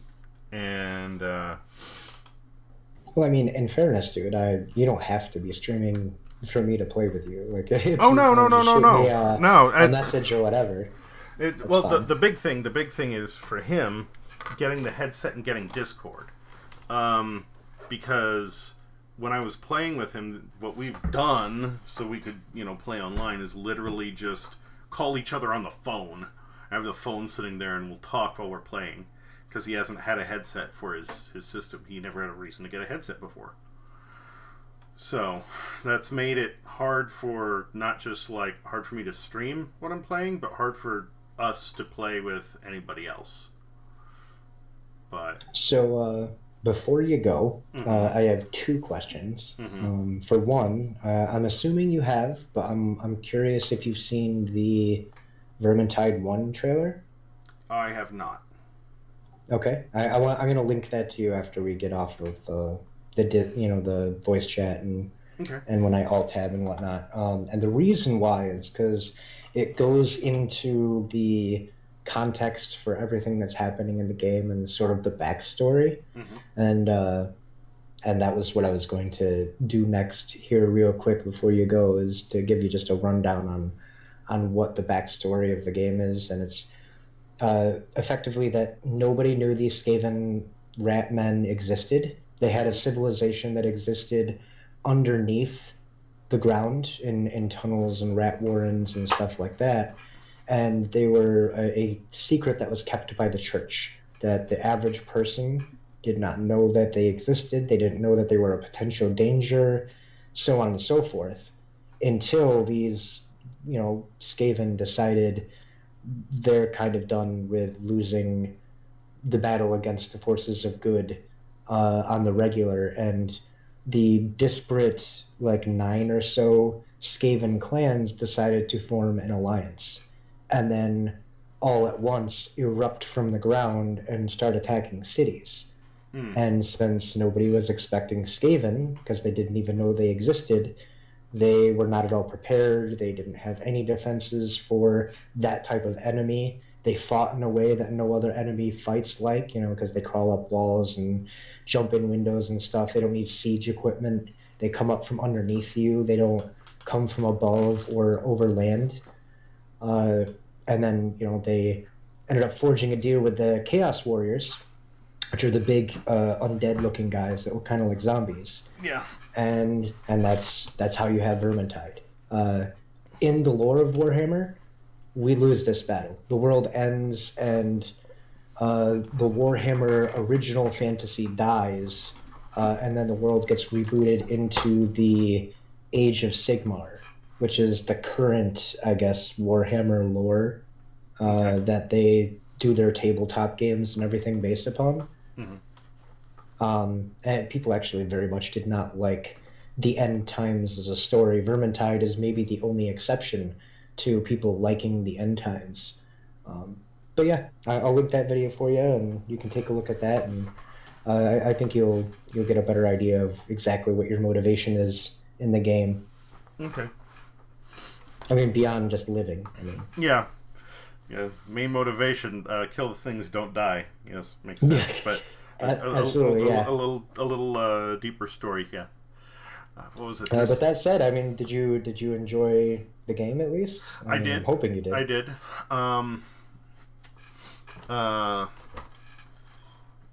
I'm glad you gave me some direction on, like, with the crafting system, because I would have been rather lost without it. Because at first I liked the halberd, but the fact that it was only the basic one, essentially the blueprint halberd, so it had a power of 5. Well, I was starting to get, items that have like power of 30 and power of whatever. Continuing to use it would have been a handicap, but because I didn't have, it would have been a pain. Yeah. A little bit, yeah. But that said, I mean, one of the strengths of Vermintide, though I guess you could say that maybe this isn't a strength, depending on how you look at it, is that, well, the weapons absolutely will change swing arcs and move sets depending on the weapon you use. While that is true, the overall power is not a heavy weight to how much damage you're doing, necessarily. And neither is gear a barrier to higher difficulties, beyond the initial restriction not letting you choose a higher difficulty until after you're over a certain level of power. Yeah. But that said, if you are good enough at the game, you absolutely can get by on the basic stuff that they give you, just on the basis of being able to block well and especially dodging. Because dodging not only moves your position, but because this is a game that's sensitive to latency, you are granted a certain amount of iframes, similar to like a Dark Souls type game, where as long as you're in the dodging animation, you're considered invulnerable. Got it. So the way I handle it is every couple of attacks, I'll do a sideways dodge or something to give myself those iframes, even if I don't necessarily see an enemy around me, just so I'm in the habit of dodging regularly, whether I need to or not. Okay. So yeah, the point being that this is very much a skill-based game, and your equipment is the deciding factor in your victory, and that's a positive or a negative depending on how you look at it. It's I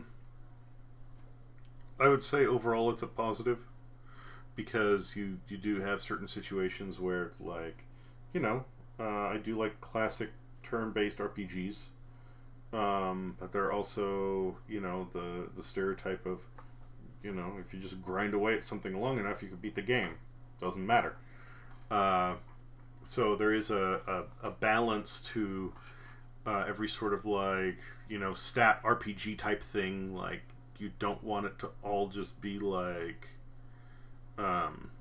equipment or character based, but you do want that to account for something.